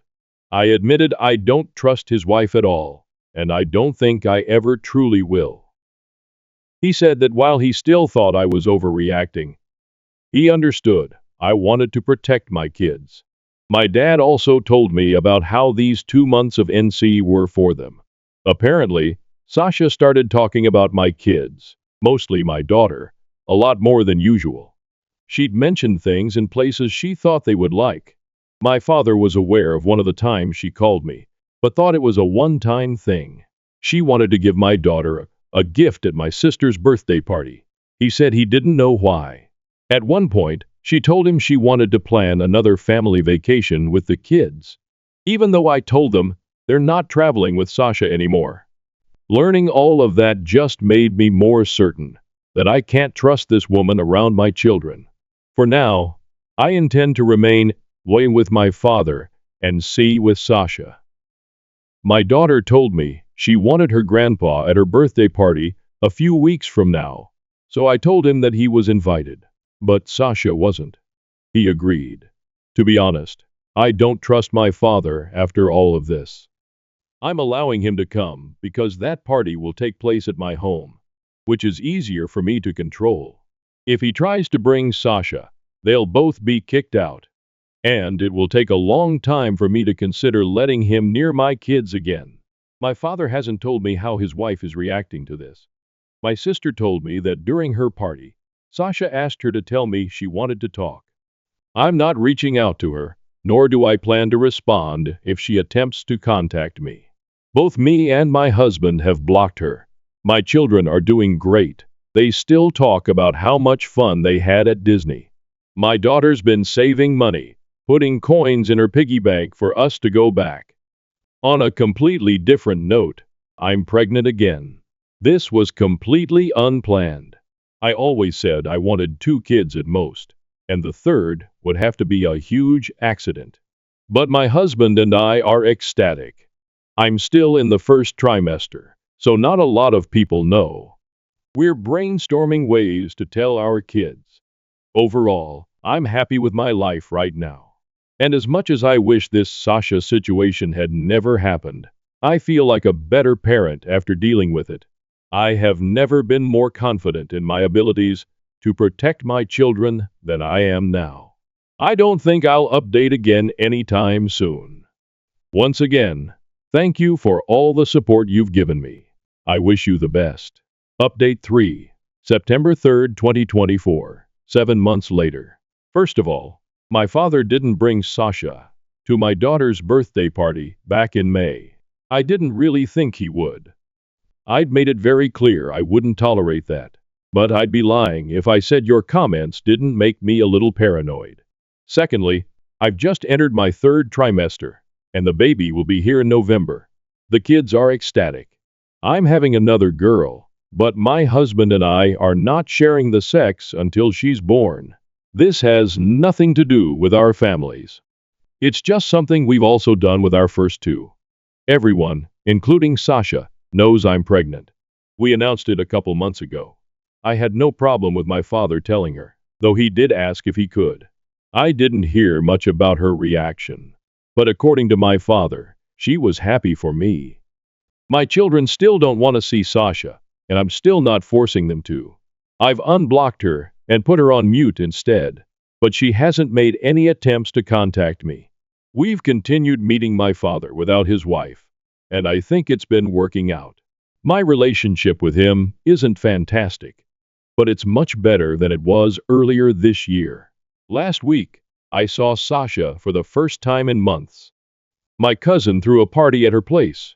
My husband and I attended, as did my father and Sasha. I knew she'd be there.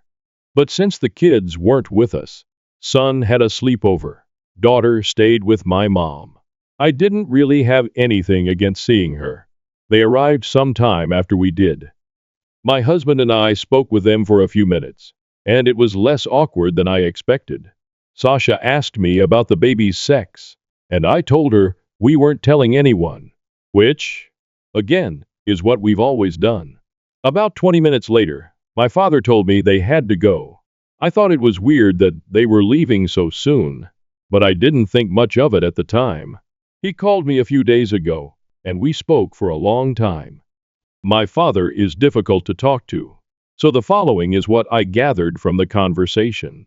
He said they left early because Sasha was holding back tears after she saw me. She was sobbing by the time they got to the car. They later had a discussion about it, and Sasha admitted she wanted kids. She married my dad knowing he didn't, but hoped he would change his mind. Apparently, when my son was born, Sasha tried to drop "I want one" hints to my father. He didn't notice it, so she gave up. According to my father, Sasha told him she loved my kids equally, but my daughter was special because she always imagined herself as a girl mom. That's also the reason why she became such a suffocating presence when my daughter was a baby. When my husband and I started setting boundaries, Sasha realized she was overstepping and agreed to abide by them. To her credit, I think she did a mostly okay job back then, but the favoritism was still obvious enough that my son noticed it. The trip we took was a turning point because Sasha's dream of having a daughter included taking her to Disney World and having her do all the things she liked to do there when she was young. She told my father that having my daughter there was so exciting that she forgot everything I'd said about not overstepping. Sasha wanted a mother-daughter trip and tried to use my child for it. Sasha said she regretted her actions during the Disney trip, but only because she lost access to my children due to them. And seeing me at the party, all pregnant and pretty. My father's words, not sure she actually said that, was what drove her over the edge. I remember reading some comments theorizing that this was what was going on, but I still didn't really expect this. My father said he was telling me all this because his wife wasn't doing well, and he'd understand if I wanted to keep my kids away from her. Didn't expect that either. I don't know what the future of their relationship will be, and I don't think my father does either. All I know is that if Sasha still wants to have kids, it almost definitely will not be with my father. Before all this, I was pondering about my third child's future in relation to Sasha. Now, I sincerely don't want her to be a part of my baby's life. This isn't a final decision, but I've been speaking to my husband about it, and he agrees with me. I don't think she's a bad person. I got some baby stealer comments on my previous update, but I don't think that's what's happening here either. But if the Disney trip proved anything to me, it's that Sasha is willing to be extremely selfish and disrespectful to get what she wants, even when my kids are involved. A couple months ago, my husband and I had a conversation with our son about the subject. He told us he dislikes Sasha for two reasons. She favors his sister and she doesn't listen to them. Honestly, that's all I need to know. Looking back at my own childhood, I feel like I was never allowed to have boundaries. I was always expected to put my schedules and preferences aside for others. It's important to me that my children don't go through that. If they don't want to see Sasha, they don't have to. I think that's all I want to say here. I'm doing well. I actually got some great news from work recently.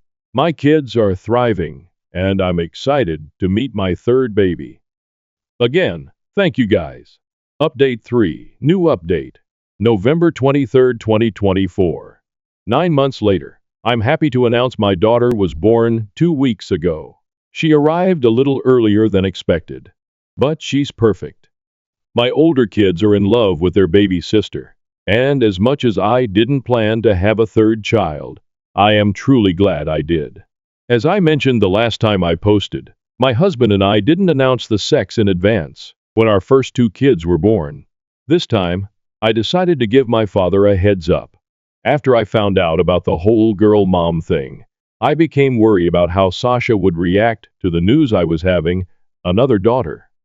Telling my father ahead of her birth would give him more time to prepare. So about a month ago, my father told Sasha I was having another girl. As expected, she didn't take it well. A few days after I gave birth, my father told me that he and Sasha were separating. They're not sure about divorce, but he thinks that's where they're headed. Sasha started talking to my father about having children around the time I made my last post. According to him, they started fighting about it when she tried to convince him to get his vasectomy reversed. I didn't know he had one. My father said Sasha cried when he told her I'd have another daughter, and they decided to separate a few days later. I'm not very informed about the situation, but my father did state that the decision was mutual. About a week ago, Sasha texted me. It started with her congratulating me for my daughter's birth, then evolved into what seemed like a farewell letter to my children. Not much about them stood out to me. Though you'll never understand the love I feel for your children, was an interesting statement. She talked about how much it hurt to know she'd never meet my baby, or watch my daughter become a big sister. Sasha told me I had tortured her by keeping my kids away, and it was that distance that made her accept she needed to be a mother. She deleted the text a few minutes after I finished reading it. I decided not to reply. I haven't been thinking much about the situation lately, but the more I do, the dumber I feel for not realizing Sasha wanted kids sooner. I remember she started talking about my father's future grandchildren long before I got pregnant with my son. Her behavior around my daughter, at least before the Disney trip, always felt weird to me, but I still never made the connection. I still don't dislike Sasha, but I think she brought this situation upon herself. As much as I recognize my father is far from innocent, he's always been very clear about not wanting more children. Sasha is 47 years old, and while I don't think I'd want to have kids at that age, I know people who have. If that's what she wants, then I wish her luck. We're also officially moving to Europe in 2025. The work-related news I mentioned in my previous update were really great. My husband and I had been hoping for an opportunity like this for a while. We're helping the kids make arrangements to maintain contact with their friends. Luckily, my daughter's best friend is my goddaughter. This will be my last update. I'm busy with my baby, and I'll definitely have a busy 2025 as well, so I don't intend to write about this anymore. I want to thank you all for the advice, reassurance, and kindness you have shown me. I loved my best friend for years, but it nearly broke me. Here's how I finally moved on after a 5-year journey. Original post. Honestly, this is pretty straightforward. We met about 2 years ago, and I instantly had a crush on the guy. I honestly thought our first few nights out were dates, up until the point he went on a rant about a girl he had a crush on after a few beers. At that point, my thought process was pretty much, okay, not dates, got it, and moved on with the intent of friendship. Except funny thing. Turns out, he checks all my boxes. I've never gotten along with anyone this well. People are shocked to find out. Or, well, not anymore, but up until about a year after we became friends, we haven't known each other for years and years. We have the same humor, like the same games and TV shows, agree on politics, want the same things in life, all well enough to get along, but still with enough differences that we can have conversations about it. We discover bands together. We help each other with work and writing papers. I call him when I'm sad, and we both think it feels weird to not see each other for a week. Problem is, I'm completely head over fucking heels in love with the man, and it is starting to get to the point where I don't know what to do. I thought it'd go away, but every time I meet him, it's like I'm falling all over again. My friends have gone from teasing me about it to shooting me pitying looks whenever his name is brought up. My sister wants me to just stop seeing him. I go a week without talking to him, and I think I'm starting to get over it. But whenever I see him again, it all comes rushing back. I don't know what to do. It hurts, and it's not fun anymore. I've been on dates with some amazing guys who like me, but my feelings for my friend are stopping me from falling for someone else. It's starting to feel pathetic, and at this point, I see no good option. He's my best friend, the best I've ever had, and I just don't want to lose him. At this point, I think asking him out would achieve that, since it's been so long since we met. I know the only way, for me personally, to get over someone is to stop seeing them. But I don't want to lose my best friend. The finishing touch keeping me on the hook are these looks he gives me. I've had other friends confirm he does this, because I was honest to God, starting to think I was losing my fucking mind. Whenever we're out in a group, at a party or the pub, whenever I look over at him, it seems he's always looking at me. And these eye contacts last way too long to be normal. Like a good 6-7 seconds of us just looking at each other across the table, or the room, or the bar. And he does this little smile. I've never seen it in any other situation. I don't know what it means. I have no idea why we do this, or how it came to be, but it's the final fucking nail in this coffin of hopelessness I'm buried in right now. I don't know if I'm crazy and overinterpreting things, which is very likely, or if I should just give it a shot and ask him out, even though it might ruin the friendship, or just stop seeing him, or to just carry on and hope this feeling goes away at some point of the distant future. I'm so frustrated I want to cry, and have cried a lot. I just don't know what to do here. TLWR, I'm in love with my best friend. It has become a huge problem in my life. When we've been drinking, he keeps looking at me in a way I'd describe as smitten. If it were any other person, I don't know what to do to get out of this hole of constant heartbreak and misery, and how to be able to move on to other guys. Update. So, hello. A little over 5 years ago, I made a post on this subreddit looking for advice on how to handle my incredibly painful unrequited love for my best friend.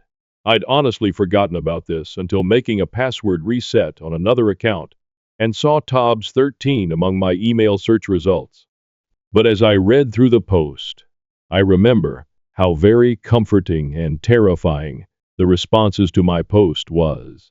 Being a more or less unanimous ask him out that scared my ass to death.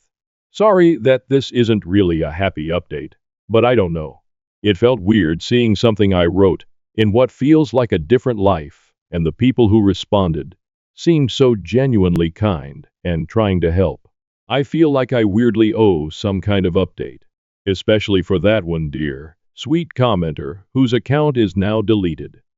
I wish I had a way to reach out to them, because that was one of the most thoughtful comments I think I've ever gotten. And just to recap, with hindsight, I really was in love with this man, and I had been for about 2 years. Like, full 9 yards in love, struggling to breathe when he talked about someone else but still cheering him on, because he deserved happiness levels of in love. If that sounds a bit like obsession to you, then that's because it probably was. The thing about unrequited love, the thing that really sucks about it, is that it's incredibly hard to move on from. But until you do move on, your brain keeps obsessing about it, to the point where it can be impossible to get anything done. It had been 2 years of that when I made that post. 2 years of pining and pain, and an ever-growing pile of crushed hopes. And I think I was going a little bit insane, constantly swinging between butterflies and love highs when I was with my friend, and the crushing feeling of rejection every time he'd say goodbye. And the feeling of rejection every time he'd say goodbye. And the obsession over things like how long he'd look at me, how long he'd let a hug last, how fast he'd respond to my texts, things which could either make or break my entire day, depending on what the answer was. On to the actual update. After that primer. About a month and a half or so after I made that post, still trying to hype myself up to actually ask this man out, I accidentally became a head organizer for an event at the university I was studying at for the moment. Long story short, the person managing me was not kind. I was extremely overworked from the event on top of writing a thesis. I was equally stressed out in my private life due to the whole situation with my best friend. And I ended up going through a pretty severe case of burnout. Add on to everything that I'd developed an addiction to alcohol to try to handle everything, and was also experiencing what was most likely a drug-induced paranoid psychosis. And I was a mess. I ended up moving back in with my dad in September and spent about a year doing nothing but sleeping, crying, playing Skyrim, and going to rehab and therapy. Start of 2021, I went back to school and slowly recovered. I've been sober since 2020. The paranoia hasn't completely gone away, but it's more manageable. I used to think my landlord listened to me through a radon measurement device, and at least that's over. And I think I've got a work-life balance figured out that helps me not overwork myself or go into free time lethargy because I've got too much time off. It was long and painful, but I did it. If you're wondering where my best friend was in all of this, I don't know. I went back to look at our text messages, and from what I can see, he tried to call me a few times in early September. I didn't respond, and then nothing until around Christmas, when he wondered if I wanted to meet up sometime. I said yes, and then never followed through. He hasn't texted me since the 4th of January 2020. Now, to be clear, I don't blame him for not reaching out more. My non-responding is what killed that friendship. I know, because it also killed every other friendship I had at the time. I don't know. Alcohol addiction, deep depression, and crippling paranoia may be a fair explanation to one day stop responding to any of your friends. But I still deeply regret those choices. If I were to make a relationships post today, it would be on how the fuck you word an apology after behavior like that. 5 years down the road. Sorry. I feel like this is starting to become a journal. I'm gonna stop my reflections there. So, about my love for my best friend, with some years of hindsight and therapy behind me, I don't think I was in love with him. I think I was in love with the idea of him, and I think I was obsessed for sure. But looking back, I don't know. I genuinely don't know. I think a part of me really liked the fact that this was a person who so clearly wasn't interested in me. Genuinely, if he was, that would shock me to find out because he spent 2.5 years ignoring the, in hindsight, very obvious attempts I made to deepen the relationship. Some examples include him saying he's waiting for the right person, me responding, "Sometimes I feel like I already have. Do you ever feel like that?" And him going, "Nah, I don't think so." Me following that up with, "Maybe you just don't know.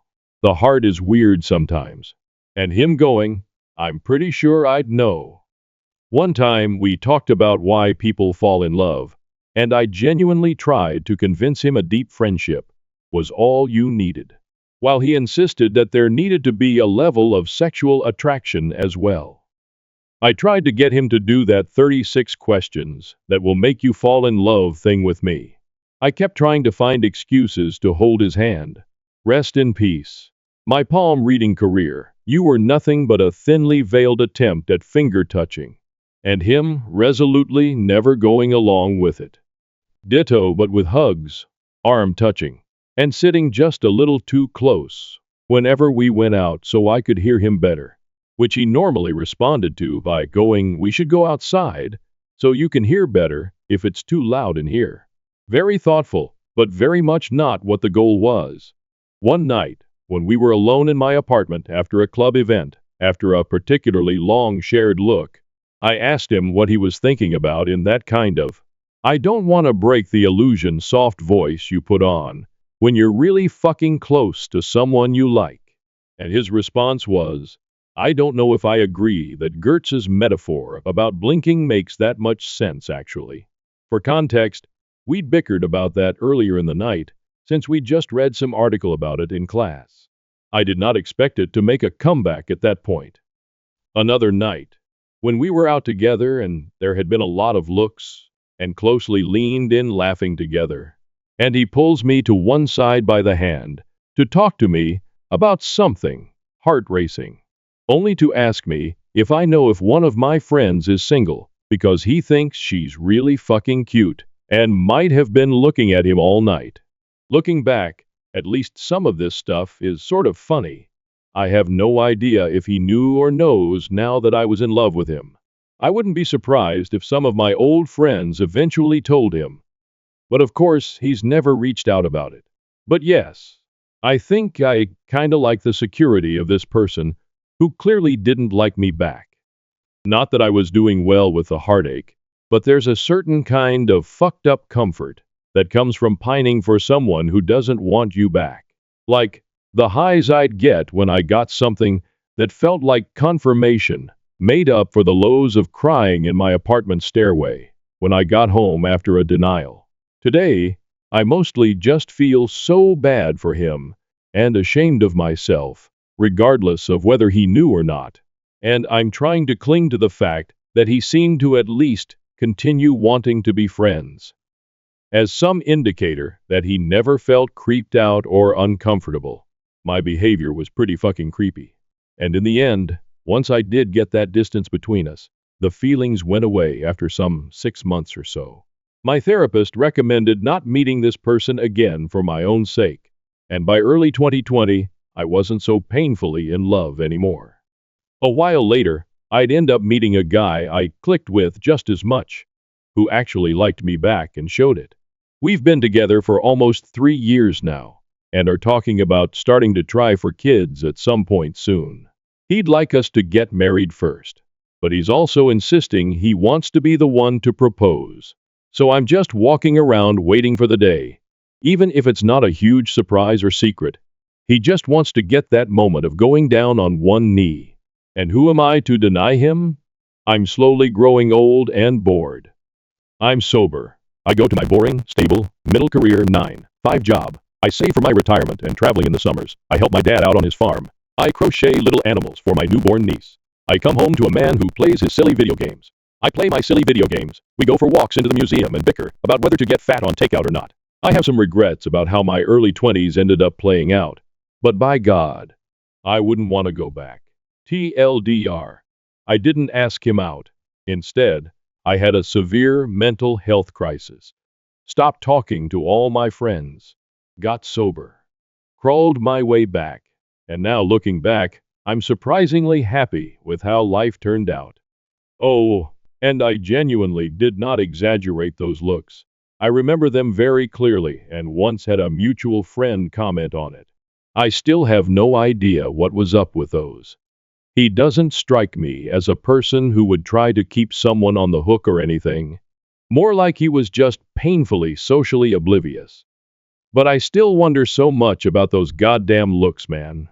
Jealous stepsister tried to sabotage my wedding. I exposed her lies to her husband. Now they're divorcing, and my parents blame me. Noah, 25M, my fiance and partner of nearly 7 years, and I, 25, recently got married. Everyone in my family, including my stepsister Charlotte, 24F, was invited to the wedding. When Charlotte was 8 years old, and I was 9, our parents were married. Since we had previously known each other for a few years, we were okay with my mother's marriage to her father at the time. Prior to their marriage, our parents had been together for over 3 years. More precisely, she was 5, and I was 6 when we first met. We got along really well at first. Since I didn't have many kids to play with in my area, I was always excited when Charlotte and her father visited, and we had a blast. We kept up a good friendship as we got older, and up until middle school, I thought of her as a close friend.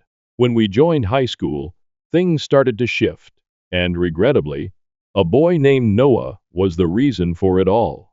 During my mother's pregnancy, my father had cheated on her with a friend. After being caught, he signed away his parental rights and decided he didn't want anything to do with us. We never saw him again after he and his girlfriend moved away. My mother didn't seek child support because my grandparents were wealthy and provided for her. I never met my biological father as a result. The first father figure in my life was my stepfather. Due to health issues exacerbated by pregnancy, Charlotte's mother had died when she was quite young. Full custody of her was with her father, and I was with my mother. Charlotte and I spent all of our time together when our parents moved in together after courting. It was great to have someone my own age as a buddy. Up until high school, Charlotte and I had a close relationship. We were in the same grade even though she was a year younger because she started school earlier than usual. We even took many classes together when we first entered high school. Among them was Noah, the new student at the school and a recent arrival to our town. He won my affection almost instantly. And sadly, Charlotte did too. Charlotte and I had dated other boys previously, but this seemed different since Noah was adorable and kind. I chose to speak with Charlotte after realizing that we both liked him. Out of respect for our relationship, we agreed that neither of us would approach him or attempt to date him. We believed that we would be able to get over our infatuation, but that wasn't the case. Because we took the same classes, the three of us became good friends, and my affections for Noah deepened as I got to know him better. I maintained our relationship entirely platonic, even though it was obvious he was interested in me. He frequently flirted. Charlotte couldn't be harmed. We didn't talk about Noah at all, since we knew it was a delicate subject. As folks were getting ready for prom in their senior year, everything came to a head. When Noah revealed that Charlotte had asked him to prom and acknowledged her affections for him, I was on the verge of accepting another guy's prom offer. That Charlotte would renege on her vow to not pursue Noah astounded me. I was offended, and that was inappropriate. Noah informed me, however, that he had rejected her since he simply considered her a friend. Since he loved me, he acknowledged that he had observed her flirting with him over the years, but had never returned the kind. Noah admitted that he needed clarification, which is why he had come to me. I had maintained my distance from him in order to keep my word to Charlotte, even though he was making an attempt to express his affections for me. He wanted to know whether there was a chance for us, because our senior year was coming to a conclusion, and college was approaching. He begged me to be honest, because he would move on and think about asking someone else to prom if I didn't like him. I was confused by that talk. It was unbelievable to me that Noah had been fond of me all this time, while Charlotte had been covertly betraying our agreement. The idea that someone I considered a sister would turn on me was painful. I skipped the remaining classes and went home early after asking Noah for a day to consider my options. After finding out, I couldn't bear to see Charlotte. Charlotte pretended nothing had happened when she got home. She didn't tell Noah about her confession. I couldn't resist and went up to her. I inquired as to whether she had actually confessed her feelings for Noah and asked him to prom. She said it was none of my business right away, getting defensive. But because we had made a vow, it was very much my business. Out of respect for Charlotte, I had repressed my feelings for Noah for years. But I later discovered that she had been pursuing him behind my back. It was unfair. I was in love with Noah by that point, not just smitten. I put Charlotte's sentiments ahead of my own, but she was unable to reciprocate. Our argument turned into a violent altercation. In her own words, Charlotte acknowledged that she had only promised to spare my feelings because she thought Noah would pick her over me if he had to. Her conceit and treachery were intolerable. I made the decision right then and there that I would no longer prioritize my feelings over hers. I told Noah everything the following day, including our argument, Charlotte's betrayal, and the commitment we had made. He was sympathetic and offered to wait for me if I required more time. However, I was no longer able to suppress my emotions. We began dating the same day I told him I was in love with him. I have no regrets after 7 wonderful years together. After that day, Charlotte and I ceased communicating. Since we shared a residence, it was more difficult for me to break off our relationship than it was for Noah. I didn't mind that she relocated into the basement rather than a room with me. I never told our parents what had gone wrong, and I don't believe Charlotte did either, despite their repeated requests. We didn't talk to each other after that day. It was challenging at first, but we gradually adapted. Charlotte decided to attend a college across the nation, but Noah and I ended up attending the same one. This implied that I would only have to visit her on special occasions for a few years. Charlotte had begun dating a man from her college, and Noah and I were still together after graduation. Before long, we all started working, and Charlotte and I's argument began to seem like trivial high school drama. Charlotte and I would exchange courteous greetings during family get-togethers. We avoided in-depth discussions and stuck to casual banter, but we never tried to mend our relationship. Things began to change a little as we grew older. At least we could communicate. Charlotte told her college lover she was engaged last year. After I properly congratulated her, she expressed her desire for me to be present at her wedding. It was a bittersweet experience. We had always dreamed of being each other's maid of honor at our weddings since we were little. However, I was simply another visitor at her wedding. It was heartbreaking to know that our relationship would never be the same again. Even though I was glad we were getting back on track and acting like grown-ups, we had been communicating ever since, and Charlotte even appeared to get along well with Noah. I thought it would feel weird, so I decided not to bring Noah as my +1 to her wedding out of respect. Charlotte said after the ceremony that she had moved on and didn't care anymore, so I could have brought Noah. For a time at least, I trusted her. Noah asked me to marry him a few months ago, and I accepted without hesitation. The moment was ideal. I had begun working with a friend on her startup, and he had recently received a promotion at work. Although I had hoped for a drama-free, stress-free wedding, inviting Charlotte proved to be a mistake. When I got engaged, Charlotte congratulated me, and I assumed everything was good. She agreed to attend the wedding when I invited her. I didn't anticipate any problems. The majority of our close friends and relatives stayed with us at the hotel outside of town where the wedding was held. The majority of the guests arrived the day before the wedding. But Noah, our parents, my bridal party and I arrived 2 days early. But Charlotte and her spouse showed up on the same day as us, saying it was a sincere error. I didn't know what she had planned, but I accepted it because I thought her explanation was plausible. Charlotte was loitering outside my room on the morning of my wedding as I was getting my cosmetics done. The other guests were either unwinding or getting ready for the ceremony, so it looked strange. Her behavior felt odd, but I tried to ignore it. I had about 1 hour before the wedding when my mother and bridesmaids left to get dressed independently. I chose to go for a walk down the hallway outside my room since I was feeling anxious. I remained on the same floor since I didn't want anyone to see me wearing my dress. Charlotte stopped me at that point. "I need to talk about something important," she said, pulling me aside. I allowed her to speak out of curiosity, even though we hadn't had any private conversations in years. I was stunned by what she said. Charlotte disclosed that she had arrived early on purpose, rather than by accident. According to her, Noah asked her to arrive early so he could speak with her privately. She said he had admitted that he had changed his mind and wasn't sure he wanted to marry me. According to her, Noah admitted to her that he had fallen in love with her and no longer loved me. He planned to elope with her, she said, and they had been communicating covertly for weeks.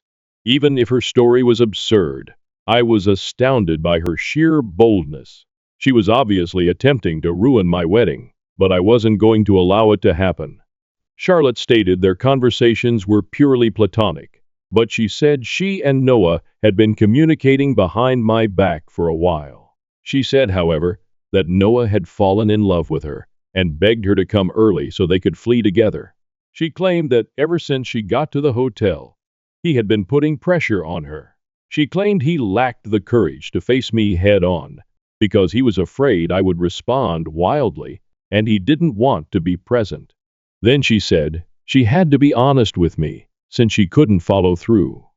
As usual with Charlotte, she felt that an hour prior to my wedding was the ideal time to come clean. I could tell she was lying right away. I knew Noah would never do such a thing since I had total faith in him. He was honest and would have spoken with me openly about any issues rather than using devious tactics. He found Charlotte's story to be totally out of character, and it was clear that she was attempting to spoil my special day by pretending to be worried about me. Her performance enraged me. She was intentionally attempting to generate drama where none didn't exist, while feigning concern for me in our relationship. I made the decision to reverse her.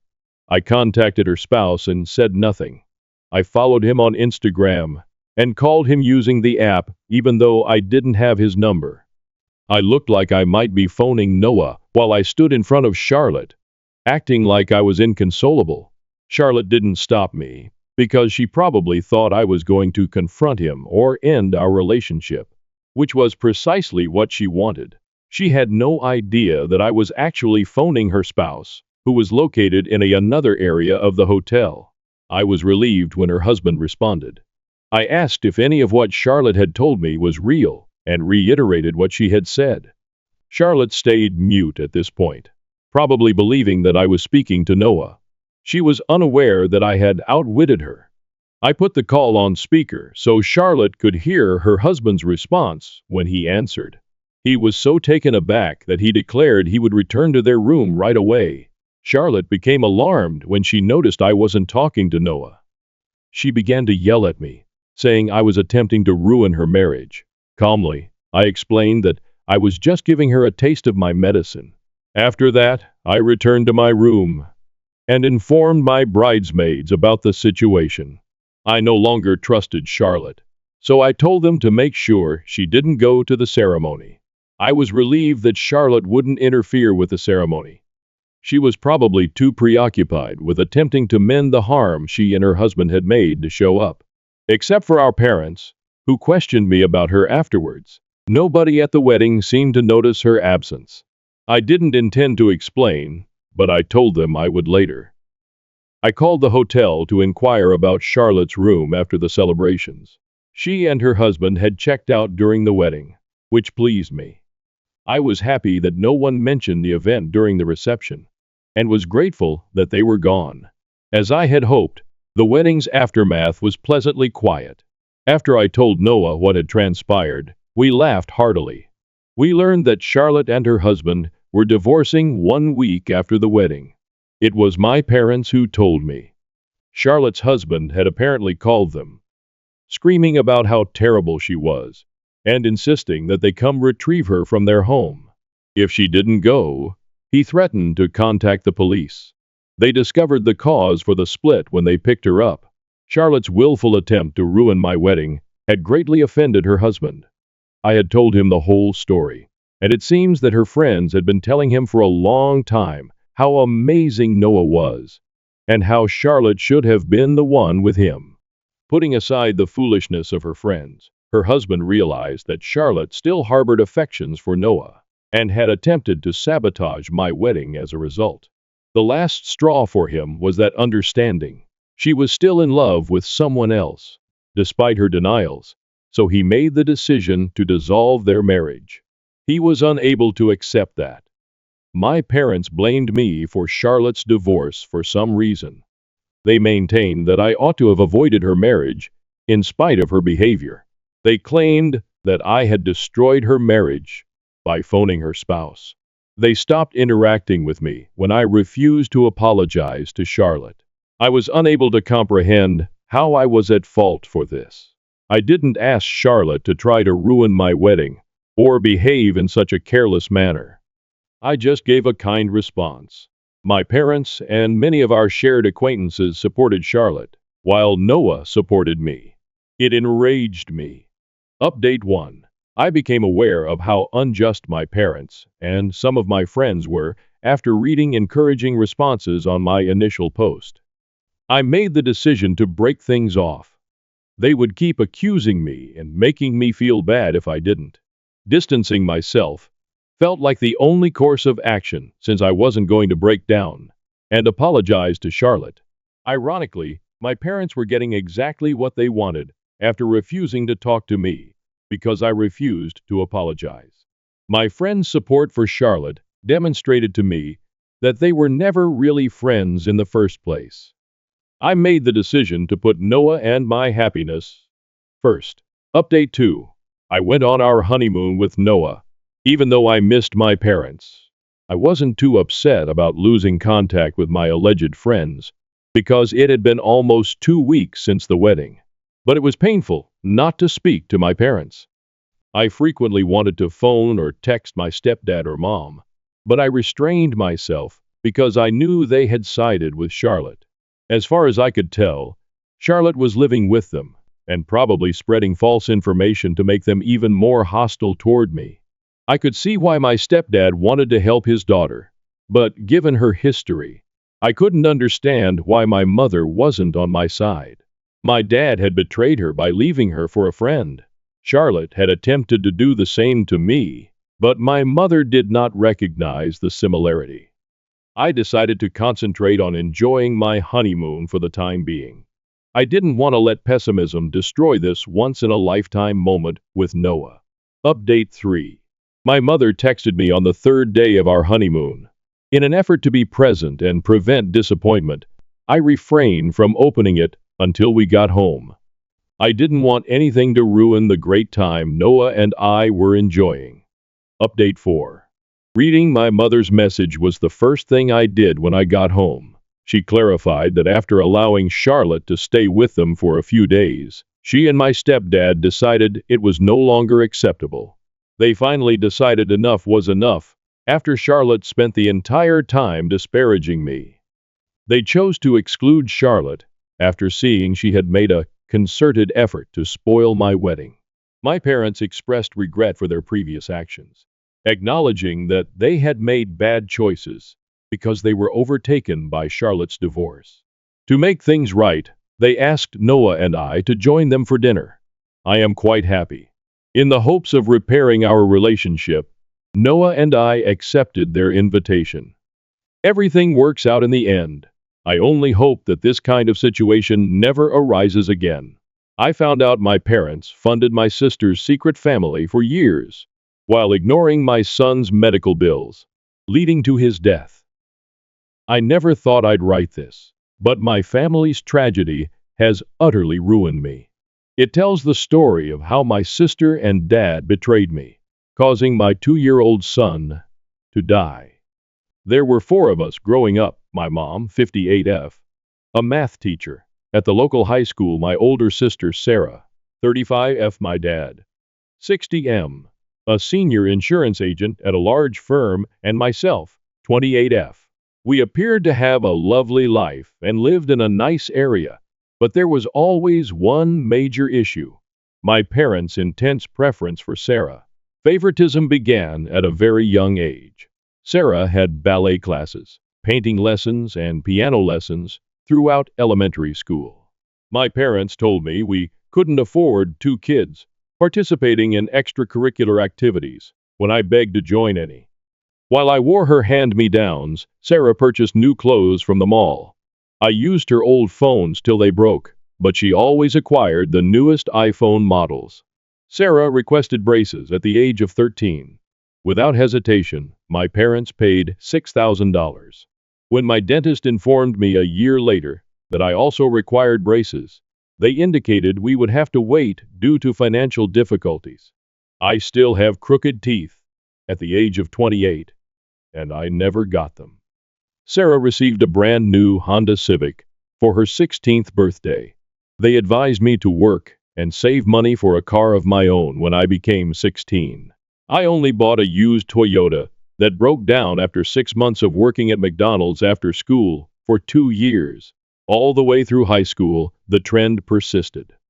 While I had to work part-time jobs to pay for necessities like clothes and school supplies, Sarah was free to concentrate only on her education and enjoyable hobbies. When it came time for college, I had to start at a community institution, but Sarah attended a pricey elite university. My parents covered all of her costs, including a condo close to her college and a semester abroad in Paris. To pay for my textbooks and bus fare to school, I worked 2 jobs, one as a campus library assistant and another at a coffee shop. After transferring to State University, I was in my 3rd year when I met my spouse, James, 30. He worked part-time at the collegiate department while pursuing an engineering degree. I felt like someone actually cared about me for the first time when we started dating. James was also from a middle-class family, but when he was in high school, his parents died in a car accident. He worked hard to pay for college while living with his aunt during high school. Before we were married, we dated for 3 years. We were saving money for a down payment on a house, so I planned a little courthouse wedding. But James felt that since it was a once-in-a-lifetime event, I should have a genuine wedding. We organized a little ceremony for perhaps 50 people in a nearby church. Sarah said she had an important work meeting, therefore she didn't arrive.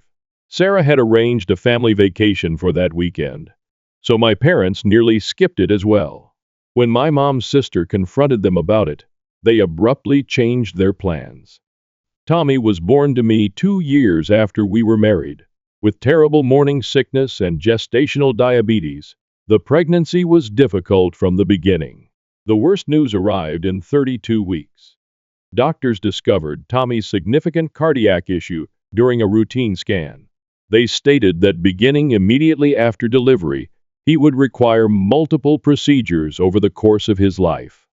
Despite our grief, James and I were committed to doing everything in our power to ensure our son's health. The day following Tommy's birth, his first surgery was performed. Although the majority of the $150,000 was covered by insurance, we still had to pay $30. Oh, out of pocket. We took out loans and spent all of our savings. James began putting in extra hours at his engineering job and taking on weekend freelancing work. I was caring for Tommy while working from home as a virtual assistant. Tommy had to have another operation 6 months later. I turned to my parents for assistance because we were already having trouble paying for the initial operation. They had just returned from a Mediterranean cruise with Sarah that lasted 2 weeks. I stated to them that we had previously sold our car and made every feasible cut while displaying all of our medical expenses. They claimed they couldn't help since they were facing financial difficulties. I didn't know the truth, so I trusted them. We barely made it for the following year and a half. James put in 80-hour weeks until he became so worn out that he passed out on the job. I started taking on additional virtual assistant jobs and began using eBay to sell items from our home. During this period, my parents took 3 family holidays with Sarah and gave her a brand new Mercedes for her birthday. They said that because Sarah worked well in finance, she was responsible for paying for all of these. This turned out to be a lie. Tommy deteriorated significantly last month. His heart suddenly stopped working correctly, necessitating emergency surgery that would have cost $50. Oh. We didn't have a method to get that much money fast, and our insurance had hit its annual cap. I begged my parents for assistance once more, this time down on my knees. I offered to sign a formal agreement promising to give them our house, double the money they owed, and anything else they desired. They declined once more, stating that recent medical expenses had depleted their savings. We were unable to pay for Tommy's surgery, therefore he passed away 2 days later. He had just turned 2. My parents claimed they had to assist Sarah with an urgent matter, so they barely stayed for 30 minutes at his burial. While tidying Tommy's room yesterday, I discovered my dad's old phone beneath the bed. He must have lost it when he was there 3 weeks prior. I checked the phone, which was still functional, and discovered hundreds of texts between Sarah and my parents. I learned the truth in this way, and it ruined what remained of our family. Sarah had been leading an entirely different life, one that none of us were aware of. According to the texts, she had 3 children in Florida with a man named Mark after 7 years of marriage. All this time, my parents had been providing for them financially by giving them large sums of money each month. I read through all of the messages for 5 hours. My parents sent Sarah $5,000 a month to cover everyday expenditures. Each of her 3 children attended a private school that they paid $2,000 a month for. They provided coverage for their family's trips to Hawaii and Europe. They spent $400,000 last year on a Hamptons vacation home. My parents even covered the cost of their weekly lawn care and house cleaning service. The most recent correspondence concerned Sarah's desire to purchase a beach property. My parents sent Sarah $75,000 for the down payment, 5 days before telling me they couldn't save Tommy. Additionally, there were notes about the 3 new iPads and game consoles they had already purchased for Sarah's children as Christmas gifts. The gifts that each child received exceeded the expense of Tommy's surgery. Our monthly family dinner was held today. Every month on the last Sunday, my aunts, uncles, and cousins all gather at my parents' house. In an effort to keep the family close, my mom established this custom 5 years ago. Typically, about 25 individuals show there. Sarah consistently excused herself from these dinners by citing work obligations. I now know that she was in Florida with her clandestine family. I went to supper with my dad's phone. I used screen mirroring to link the phone to the TV after everyone had finished eating and gone to the living room for coffee. I displayed the financial transfers, the communications, and the pictures of Sarah's covert existence to everyone. I told her how my parents refused to help save their dying grandchild, but had paid her $75. For a beach house. My mother began to cry and reached out to give me a hug. I stepped back from her. Sitting there, my dad gazed at the floor. With a sneer on her lips, Sarah, who had actually attended this meal for the first time in years, simply sat on the couch. She informed everyone that I was being dramatic as usual, and that they should realize that she had 3 children to support and so needed the money more. I questioned her about if Tommy's life was more important than her children. I was crazy for drawing similarities, she said. My mother made an effort to clarify that Sarah was their top priority, as she had always required more assistance and had been more emotionally sensitive. My dad went on to say that they assisted Sarah because she lacked my strength and independence. My Aunt Susan questioned them about how they could afford to spend thousands on Sarah's beach mansion and still allow their grandson to die. My parents couldn't respond. Other family members began inquiring about the several occasions my parents and Sarah had taken out loans from them under the pretext of crises. Sarah became irate. and said that I had no right to reveal her personal information. She claimed that if anyone learned about this circumstance, her children would suffer from trauma. I informed them that they were no longer my family. In order to purchase a beach property for Sarah, they witnessed the death of my son. I told them that their decisions had killed them, just as Tommy had died. Sarah began to yell that I was jealously attempting to ruin her life. She claimed that because our parents loved her more, I had always envied her. I banned their numbers after leaving their home. I was followed by several family members who promised to help me if I decided to file a lawsuit. Sarah and my parents have been blocked on social media by the majority of my cousins. But some relatives are emailing me to say that I went too far by disclosing Sarah's secret in public. They believe I ought to have dealt with it in private. James agrees with my decision to stop communicating with them, but he believes there was a better way for me to reveal the truth. I don't care anymore, but he is concerned about how this may impact our ties with our extended family. Instead of protecting their grandson's life, my parents decided to fund Sarah's opulent lifestyle, which is why my son is dead. Update. Since I revealed Sarah and my parents during the family dinner, a lot has transpired. Over the years, more relatives have come forward with tales of my parents' deceit and Sarah's manipulation. I'm more and more aware of their deceit with every new story. 3 days after the dinner, I received a call from my Aunt Linda. She sobbed as she informed me about last year's $30,000 loan to Sarah. According to Sarah, her oldest kid developed appendicitis and required emergency surgery. Because she didn't want another child to go through what Tommy had gone through, Linda spent all of her retirement funds to assist. Later, Linda learned that there was no operation. Sarah installed a pool and updated the kitchen at her beach house using the funds. The story of my cousin Emily was even worse. She visited my home last week and told me something that made me feel nauseous. Emily was engaged to Mark, Sarah's husband, 8 years prior. After graduating from college, Emily and Mark became engaged. They sent out invites, organized a lavish wedding, and Emily even purchased her own gown. Mark went missing 2 weeks prior to the wedding. He wrote a note stating that he wasn't prepared to get married. After having a breakdown, Emily required 2 years of therapy. She is aware of the reality now. While Mark was engaged to Emily, Sarah had been seeing him in secret for months.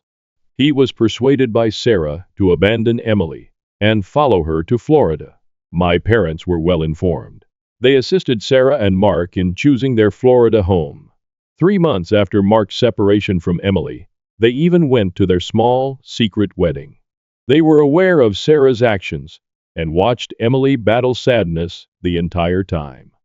2 more stories were then released. I was discovered on Facebook by Tom, Sarah's first husband. Sarah's previous marriage to Mark was unknown to me. Soon after graduating from college, Tom and Sarah were married and had a daughter. Sarah emptied their bank accounts and vanished when their daughter was 2 years old. She seized all of Tom's inheritance from his grandmother, along with $40,000 from their savings. Sarah informed everyone that she had to leave because Tom was abusive. Sarah's falsehoods cost Tom his job, his home, and almost their daughter's custody. In order to obtain child support for their now 15-year-old daughter, he had been looking for Sarah for years. Sarah's whereabouts were always known to my parents. They assisted Sarah in creating fictitious documents, demonstrating that she was in danger from Tom, and paid attorneys to contest Tom's custody claims. Everything became worse when James discovered something in our safe deposit box last week. Like they said they did for all their grandchildren, my parents set up a trust fund for Tommy when he was born. They committed to investing $1,000 each month until he became 18. There should have been more than $100,000 in the trust. We discovered records that demonstrated they had been moving all of the funds to Sarah's children's accounts. James continued searching through our documents and discovered further proof of their dishonesty. My parents were retired and on fixed incomes. So each time we filed for financial aid for Tommy's medical bills, they wrote letters to the hospital stating that they were unable to assist. However, their bank records reveal that they were simultaneously sending Sarah sizable sums. I was contacted over LinkedIn by my dad's secretary. According to her, my dad had been assisting Sarah with corporate funds, classifying the transfers as business costs. In order to demonstrate that Sarah was a business consultant for his insurance company, he fabricated paperwork. According to the secretary, he had sent more than $200,000 in business funds to Sarah throughout the previous 3 years. According to my mom's best friend, who also works at the same school, my mom has been embezzling money from the school's fundraising accounts in order to give it to Sarah. She changed the records to hide it. Each year, the school generated funds for the medical emergencies of its students. This fund was overseen by my mother, who also had access to every account. Since I blocked Sarah, she has been attempting to reach me from several phone numbers. She occasionally threatens to sue me for violation of privacy and defamation. At other times, she calls in tears and says that Mark is questioning her about her history, and she wants my assistance. She said in her voicemail yesterday that if I didn't stop anyone from looking into her finances, she would tell everyone that I had abused Tommy. Yesterday, my parents issued a letter via their attorney. They said that if I agreed not to sue them, they would create a new trust fund for my future children. To demonstrate their good faith, they promised to contribute $200,000 right away. They also wanted me to sign a non-disclosure agreement in the letter, which said that I would never speak about Sarah's life or how they helped to sustain her financially. A number of family members have severed all communication with Sarah and my parents. After learning of what transpired, my dad's golfing pals have ceased inviting him to their weekly events. The other members of my mom's book club, who were primarily the parents of her students, no longer wanted to get out with her, so she had to dissolve it. The most challenging aspect is that pictures of Sarah's family traveling to upscale locations, while Tommy was ill, kept turning up. The same week that we were pleading with my parents to contribute to Tommy's last surgery, someone discovered photos of Sarah's family at Disney World. The matching outfits Sarah's children are wearing in the pictures cost more than what we had to buy to save my son's life. Second update. Our attorney discovered something that clarifies a lot of my parents' actions, particularly their strong preference for Sarah. Sarah is not their biological daughter, as we found out. At the age of 2, she was adopted. They didn't tell anyone, not even Sarah. While our lawyer was looking into the missing trust fund funds, the adoption documents surfaced. Sarah was adopted by my parents following my mother's 4 miscarriages. Because they were concerned that it would impact Sarah's feeling of family, they chose to keep the adoption a secret. Not even our grandparents were informed. In order to avoid being questioned about the unexpected arrival of a 2-year-old, they relocated to a different city immediately following the adoption. The attorney also discovered proof that my parents had assisted Sarah in her scam throughout the years. My parents hired someone $155,000 to fabricate transcripts, indicating Sarah graduated with honors after she left college after 2 years. They had a business associate of my dad write fictitious work references for her. Sarah never worked any place. All of the jobs she claimed to have had throughout the years were fictitious. In order to obtain credit cards and loans, my parents assisted her in fabricating an identity. They obtained phony papers by using my dad's contacts at the insurance firm. Sarah obtained over $300,000 in loans from various banks using this fictitious name. My dad's business provided the funds that my parents used to make the payments. Sarah lost all control when our lawyer informed her about the adoption. She posted all of this on Facebook. She disclosed how my parents assisted her in stealing Emily's fiancé, hiding from her first husband, and concealing her credit card theft. She even acknowledged that she had made false claims regarding the abuse of her first spouse. Sarah shared images of text exchanges that demonstrated how my parents assisted her in fabricating a medical emergency so she could get family members to lend her money. She had a routine. She would choose a financially secure relative, fabricate a narrative about one of her children requiring medical care, and have my parents verify her account. In this way, they conned at least 7 different relatives. At last, my parents sobbed and told our lawyer everything. They have supported Sarah and her family with over $500,000 over the last 10 years. They borrowed funds from their retirement accounts, took out second and third mortgages on their home, and my dad even embezzled from the client accounts of his business. I was even more incensed by their response when the lawyer questioned them about why they chose to let Tommy die rather than assist us. They said that if they stopped providing Sarah money, they would be cut off from their grandkids. According to my dad, if the kids ever stopped supporting Sarah's lifestyle, she had threatened to vanish with them. My mother acknowledged that she was aware of Sarah's scheme to take Mark away from Emily. She claimed that Sarah had confided in her that she would stop at nothing to win Mark's affection. Rather than intervening, my mother assisted Sarah in setting up private sessions with Mark. Even the note that Mark left for Emily was written with her assistance. Our lawyer now works with Tom, Sarah's first husband. He has evidence that my parents assisted Sarah in fabricating accusations of domestic abuse against him.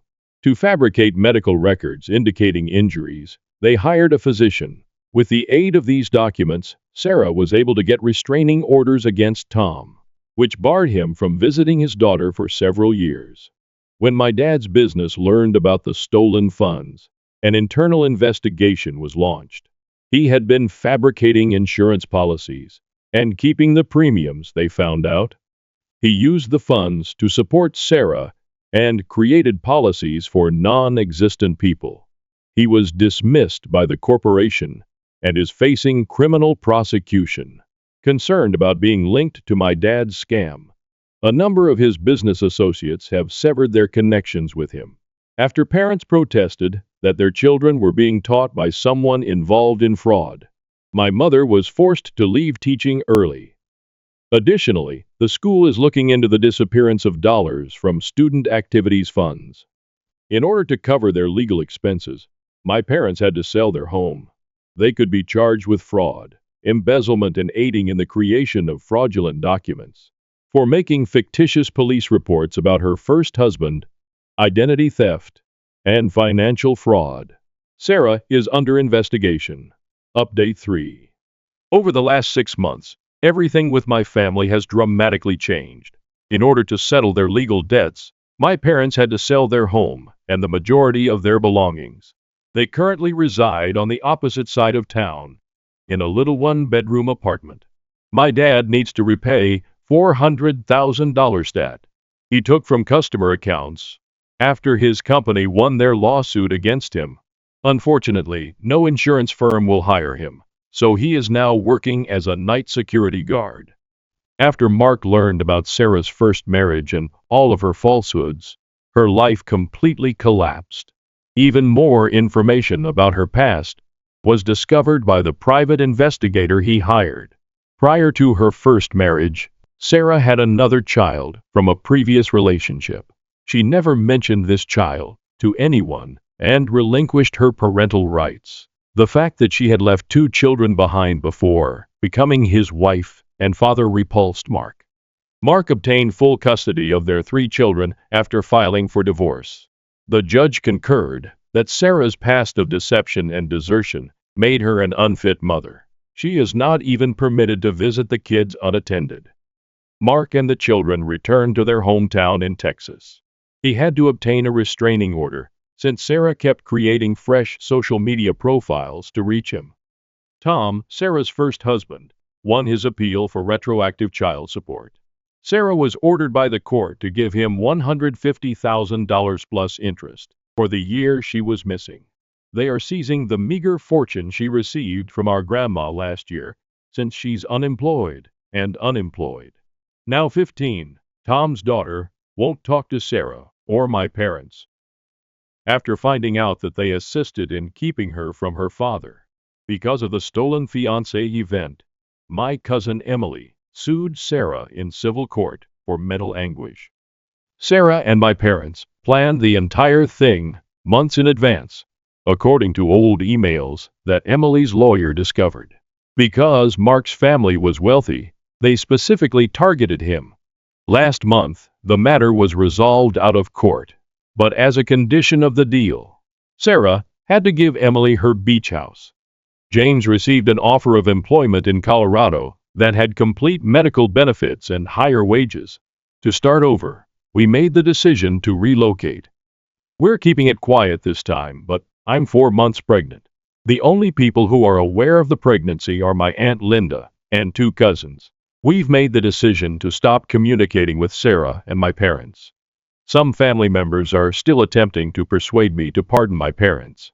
They claim that my parents have learned their lesson and lost everything. I am constantly getting letters from Uncle Bob about how my parents miss us and cry during family get-togethers. However, I informed him that I don't care about their tears because their decisions caused my son to lose out on his entire life. Last week, Sarah was arrested for attempting to use her children's Social Security information to apply for new credit cards. She is being charged with identity theft. When she was in jail, she called me to seek assistance with bail money. I banned the phone number of the jail. The only positive outcome of this circumstance is the increased closeness of other family members. In Colorado, my Aunt Linda moved close to us to assist with the impending baby. My cousins have established a group chat where we encourage one another and communicate every day. Without Sarah and my parents, we are starting a new family. Every day I still miss Tommy.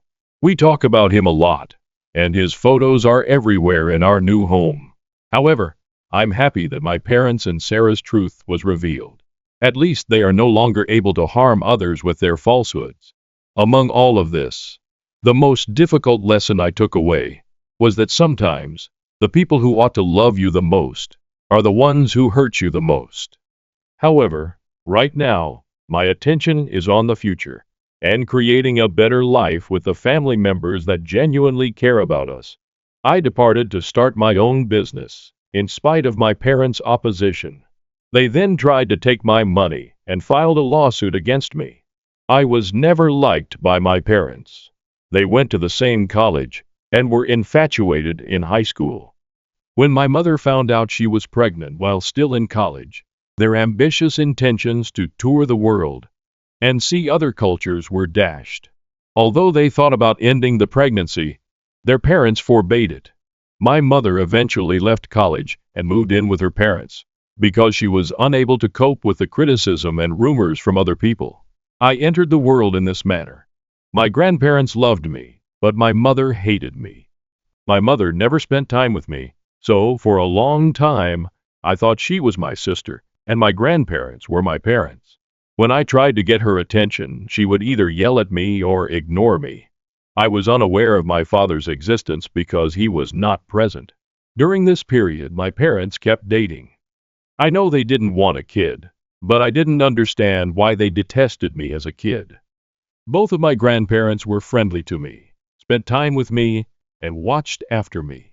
By the time of my father's college graduation, I was beginning to walk and speak. He started coming to see me every weekend because he felt bad about not being more active in my life. I assumed he was merely my grandparents' buddy. My grandparents urged him to get to know me, but my mother detested it when he spent time with me and insisted that he ignore me. That's how I found out he was my dad. He moved in with my mother after proposing to her when he acquired a job. My mother was fiercely opposed to my father's desire for me to live with them so they could care for me. As they became older, my grandparents wanted my parents to assume the role. I moved in with my parents when I was 5 years old after they reluctantly took me in. It would be an understatement to say that I detested living with my parents. It seemed as though darkness had taken the place of the light in my existence. My mother threatened to expel me if I did anything wrong, and was always reminding me to be thankful that I was still living with them. My dad arrived home late at night after working all day. He insisted that I go to bed since he couldn't handle me that day, and that he needed time alone whenever I wanted to spend time with him. My grandparents used to love me, but now I live with parents who hate me. I knew I wasn't wanted, but I didn't know why. Unlike other children, I never received toys or treats from my parents. On occasion, I would arrive at school with unfinished assignments, and my instructor would call my mother to yell at me for being indolent and to accept responsibility. Because I was so afraid of her, I began to meticulously complete my assignments in the hopes that one day she would accept me. However, she never did. My father continued to live in his own universe, unconcerned with my everyday activities or academic achievement. As I became older, I realized the true feelings my parents had for me. I observed that they regarded me differently than other children.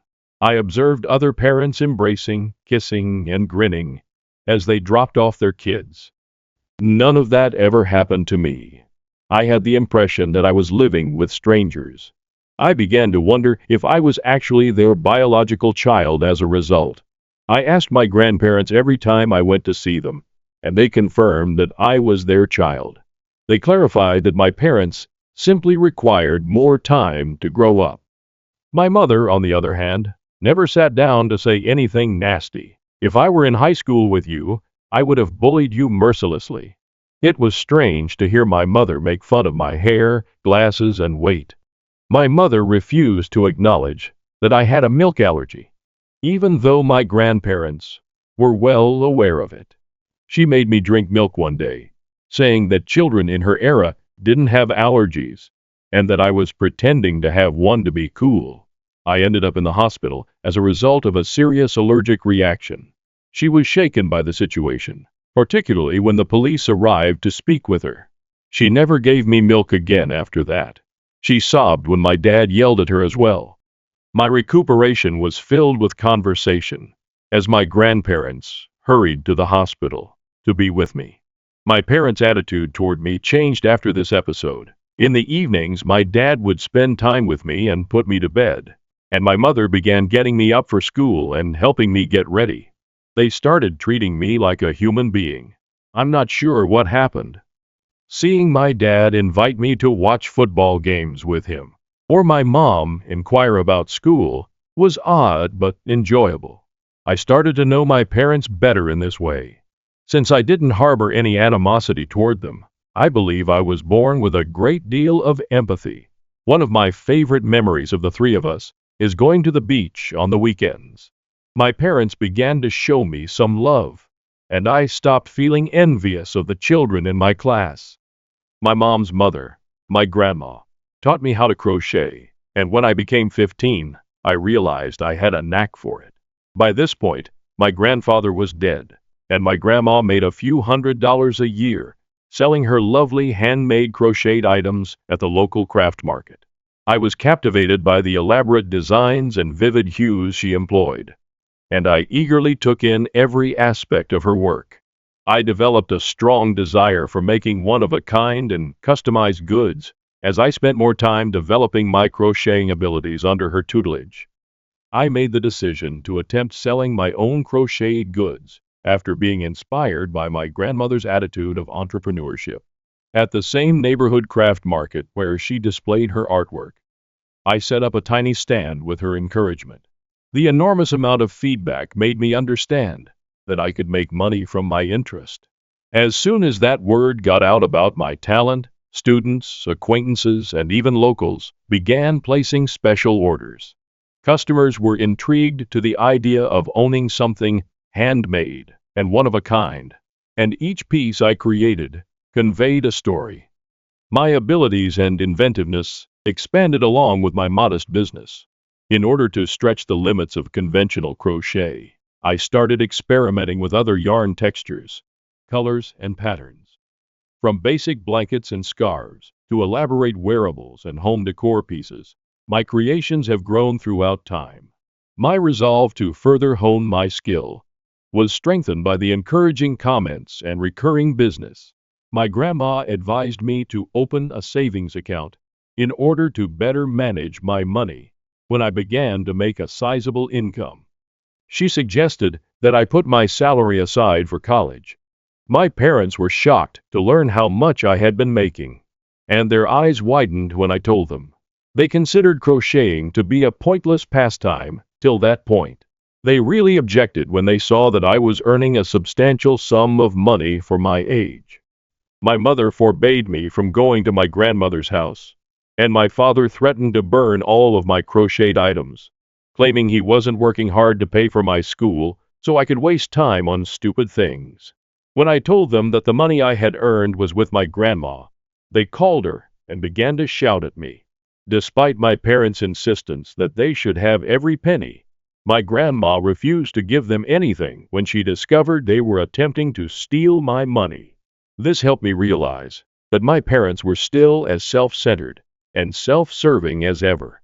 Despite the passage of time, I was determined not to lose the money that might be used to pay for my college education, and I couldn't give up my love of crocheting.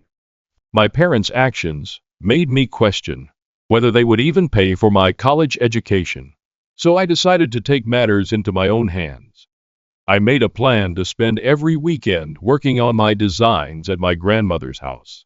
My best buddy, who was aware of the situation and encouraged me, was the one I lied to when I told my parents that I was staying at their house. We collaborated to complete the pouring orders from customers at my grandmother's residence. My grandmother was essential to the development of my company. In order to reach a wider audience, I also embraced online channels like Facebook, Instagram, and TikTok. Social media has become an effective tool for interacting with other artists and exhibiting my work. The digital world gave me countless opportunities to share my enthusiasm with people throughout the world. My little stand at the neighborhood craft show grew into a successful internet business over time. As a co-owner, my grandmother assisted me in opening a bank account with her. I had entire faith in her, and because of her, I was able to put all of my money aside for college. When my own parents merely wanted to keep my money for themselves, she had faith in me. My mother once looked through my phone without my knowledge and found out that I had an internet company. We got into a heated argument once she discovered that I was still running it behind their backs. My grandmother and I were both yelled at by my parents. They claimed to have raised and taken care of me all my life and demanded that I take all of the money I had made and give it to them. I almost cried as I tried to clarify that I wasn't hurting anyone and that the money was for my college. My father shouted that he could no longer trust me since I had cheated on them. Standing behind me, my mother insisted that I remove my Instagram page. Instead, I shrewdly canceled my account, intending to restart it after I was no longer under parental control. Then, starting at 9 a.m., they imposed stringent phone limitations until 4 p.m. and 12 a.m. until 8 in the morning.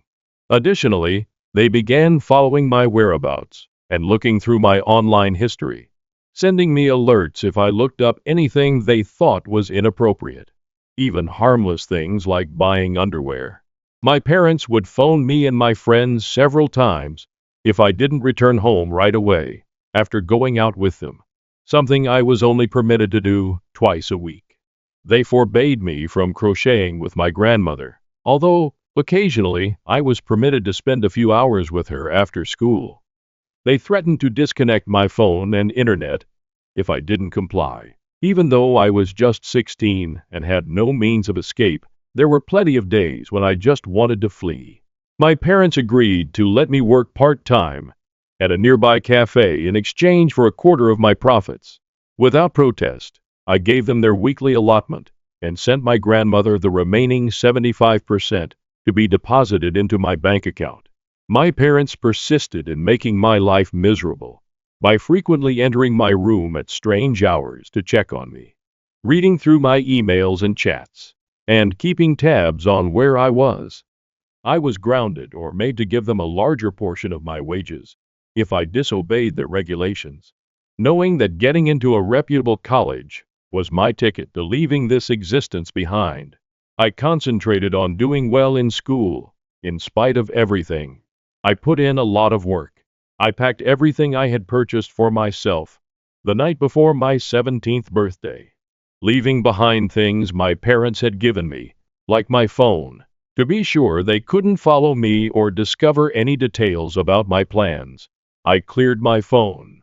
I was finally able to move in with my grandmother when she came to take me up early in the morning. When my parents saw me go, they became irate and began fighting with my grandmother, threatening to call the police. Since I was now 17 and could make my own decisions, I told them to go ahead. They threatened to tell everyone that I was an unappreciative daughter in an attempt to blackmail me, but I didn't care. Additionally, they threatened to stop providing any financial aid for college, but I grinned since I knew I had saved enough money to qualify for a scholarship. I experienced a mixture of anxiety, relief, and resolve as I left the house. I had no idea that my path would soon take a surprising detour. It was refreshing to spend the first few weeks at my grandmother's house. Finally, the severe limitations were removed, and I was free to breathe without continual observation. I started by purchasing a new phone and obtaining a new number. After that, my grandmother and I went to the bank to change my minor account to an individual one. Being able to use my own card and account without anyone's consent made me very happy.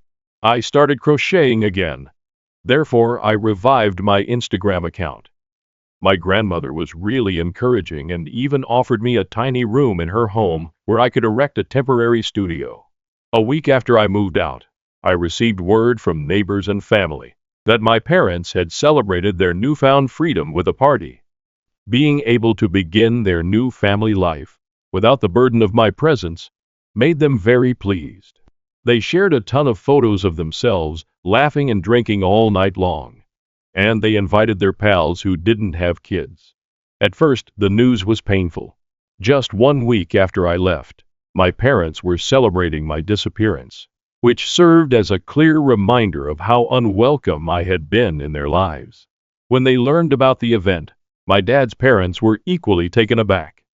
They contacted right away to find out what had happened after they had my new number from one of my cousins. I was honest with them about my connection with my parents and the reasons behind my departure.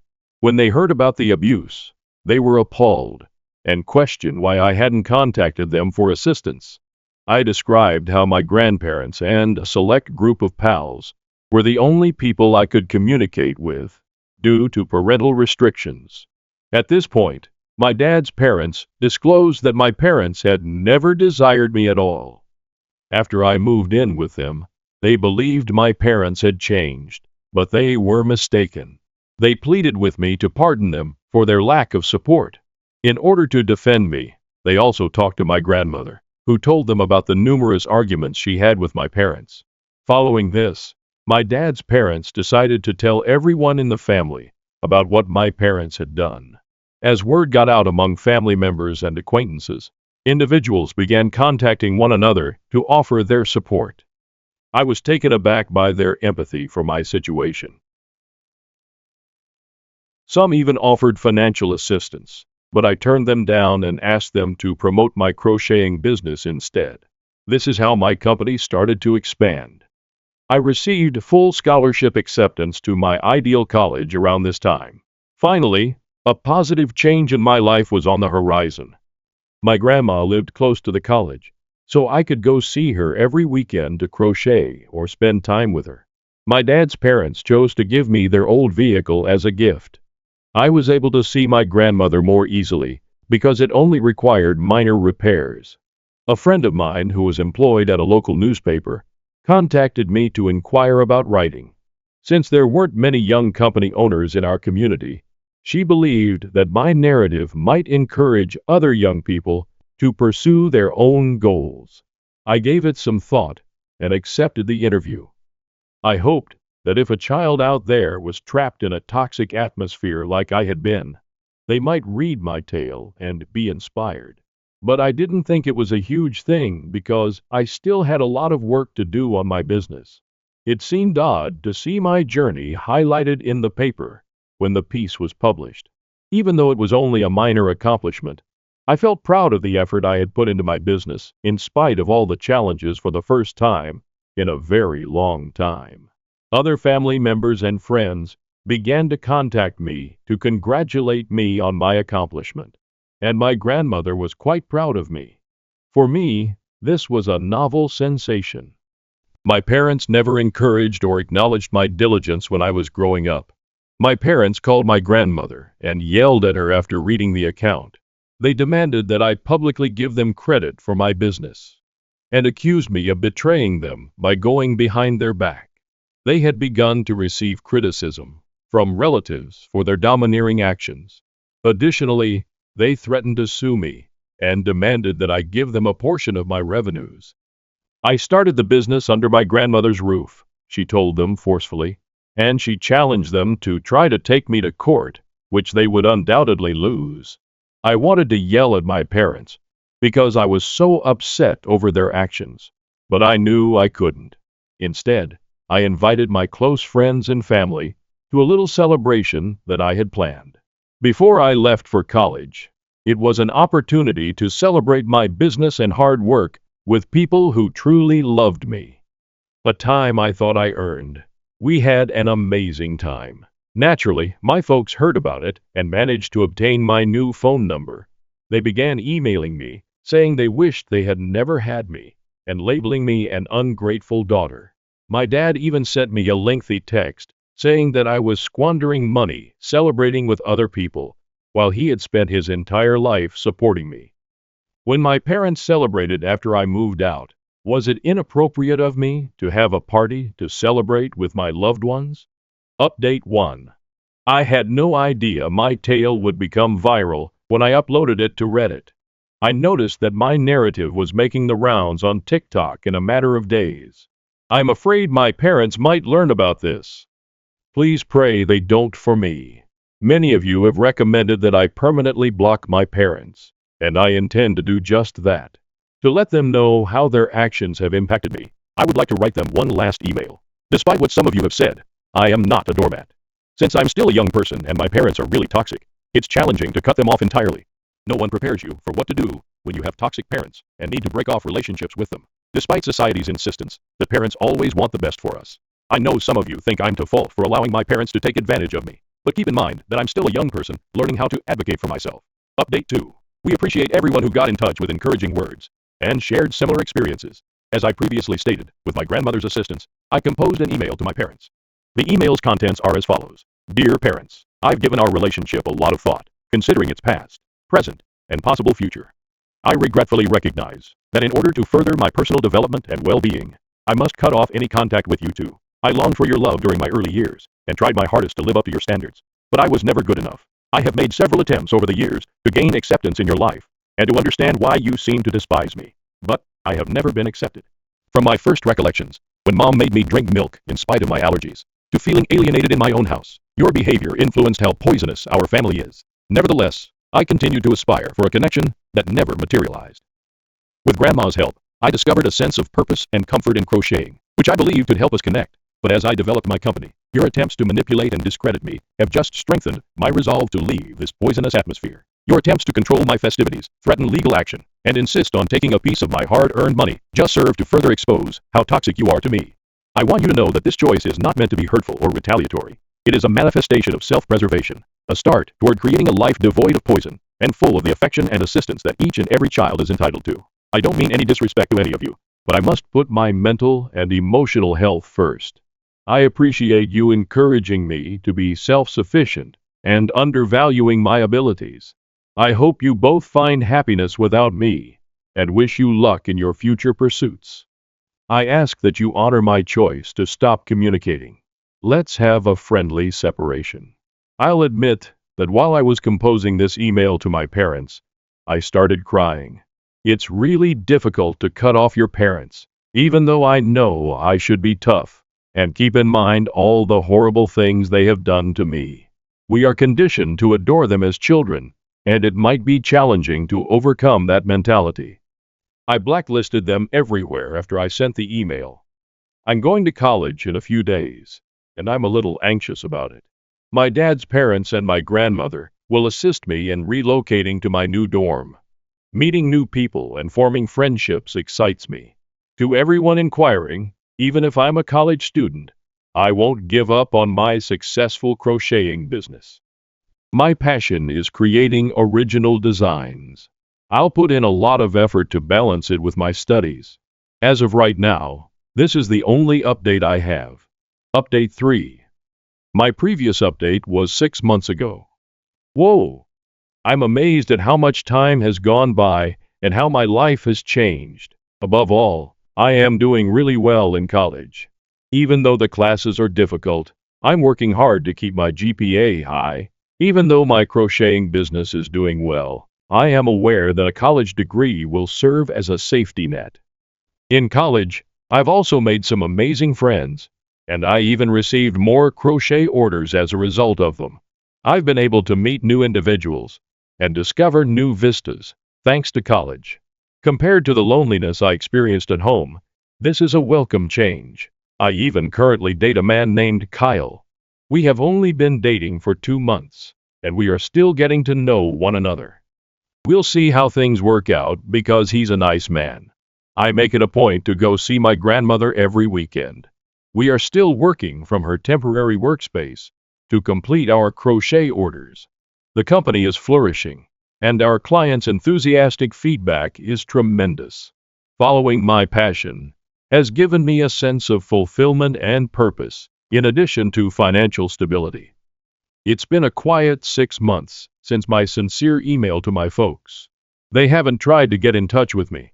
According to my grandparents, my parents sold everything and left the nation in search of a new beginning, since they felt that everyone was criticizing them. I have no idea where they are, and to be honest, I don't give a damn. It says volumes that they decided to go without making an effort to make amends, or even offering an apology. Wherever they have gone, I sincerely hope they find happiness and are able to follow their lifelong dreams. It's time for me to concentrate on my personal path and on creating the life I've always desired. I would like to thank everyone who has been following my story and providing supportive comments. I am so grateful for your support. If all of this has taught me anything, it's how important it is to surround yourself with positive, self-affirming people. I am where I am now because of my grandmother and others who had faith in me. Most likely, this will be my final update. Thanks to everybody. My sister got my wife fired. But karma struck when her $2,500,000 fraud scheme was exposed, leading to her downfall. Thelma, 35F. My sister, who is 32, has always been fiercely competitive with everyone, particularly when it comes to professional accomplishments. Since she was a student who was accepted into a prominent college, and immediately after graduation, found a distinguished career, Thelma was always our parents' golden child. Thelma never forgot that I was a more typical student who took a few years to figure out what I wanted to do. Being the successful member of our family has become Thelma's entire identity. She is a senior manager at one of the leading-edge businesses in our city. Her accomplishments are continuously praised by our parents, who also use her as an example for the rest of us to follow. She lives in a fancy home in the greatest area of town and earns a very decent living. Every family get-together becomes an opportunity to highlight her most recent bonus or promotion. 3 years ago, while both of us were speaking at a tech conference, I met my wife, Libby, 30F. Libby had the most amazing work ethic I had ever seen, and she was intelligent and motivated. She was from a very different family than ours. When she was 6 years old, her parents left Vietnam and took on several professions to support themselves. While maintaining stellar marks and eventually receiving her degree in computer technology, Libby had to work during high school and college to support her family. The thing that truly appealed to me about Libby was her humility in spite of her success. She never disparaged others or boasted about her achievements. Rather, she was constantly attempting to guide younger developers and make others successful. We bonded right away since we both enjoy coding and solving problems. And last year, after 2 years of dating, we were married in a modest ceremony. Thelma had never been fond of Libby. I initially assumed it was simply her customary aloofness toward strangers. But it soon became apparent that Thelma viewed Libby as a danger. Thelma would frequently make subtle jabs about how Libby was squandering her skills at a smaller company, despite the fact that she was leading the engineering department at her startup and producing creative work.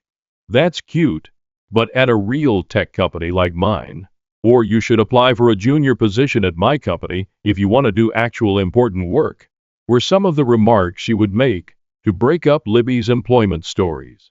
Our parents never mentioned Thelma's actions, and when I attempted to confront her about it, they blamed me of being overly sensitive and said that Thelma was only attempting to support Libby in her professional endeavors. Libby never took the bait or got into a fight with Thelma, and she always responded to her remarks with elegance. To Thelma's seeming annoyance, she would simply smile and shift the topic. When Libby received an amazing job offer from the same business where Thelma works, but in a different department, 6 months ago, everything truly came to a head. Better income, more responsibility, and the opportunity to oversee significant initiatives that could significantly impact the industry made it Libby's ideal position. She would be in charge of financial technology integration across several divisions, which was Libby's area of expertise at her firm. Thelma usually dominated the conversation, so when we broke the news to her during a family dinner, she became extremely silent. Our parents were ecstatic, discussing how the sisters-in-law could get together for lunch and how wonderful it would be to have both of their daughters working for the same esteemed organization. Thelma merely shoved food around her plate and said something ambiguous about how hiring practices must be evolving. Libby was doing well when she started the job. She was already making strides toward simplifying some of their antiquated systems, and her team adored her. Every day, she would return home with excitement, sharing with me the difficulties she was facing and the advancements she was making. She was happier than I had ever seen her in her career. After only 2 weeks in her new position, Libby was abruptly called into HR and immediately let go. They said they had found that Libby had misrepresented her prior projects and employment experience on her resume. Libby was caught off guard. In her life, she had never told a lie. It didn't make sense because they had called all of her references and confirmed her prior job during the lengthy interview process. Libby was heartbroken. When she came home, she sobbed for hours, claiming she didn't comprehend what had transpired. HR refused to even look at her copies of all project material and employment records. Like criminals, they simply escorted her out of the building. I began looking into it since something didn't make sense. I requested a friend of mine, who worked in it at the company, to investigate the situation, because he owed me a favor. I was furious at what he found. Thelma had brought fake proof that Libby had forged some of her employment history to HR, in order to give the impression that Libby had misrepresented her position and accomplishments at her former employer. She had really produced fictitious emails and supporting paperwork. Thelma made no attempt to refute it when I challenged her about it. She stated that someone with Libby's past didn't belong at a prestigious company like theirs, and that she was defending the company's brand. She blasted Libby for not being our kind of people, and expressed her frustration at seeing underqualified diversity candidates occupying unworthy positions. My sister's candid discussion of her preconceptions was something I had never heard her do before, and it sickened me. I expected our parents to be as appalled as I was when I told them everything. They said that rather than making a huge deal out of it, we should deal with it within the family. They stated that Thelma most likely didn't mean any damage, and was simply anxious about her job. They advised Libby to simply look for new employment and move on, stating that there were many other organizations that would be better suited for someone with her experience.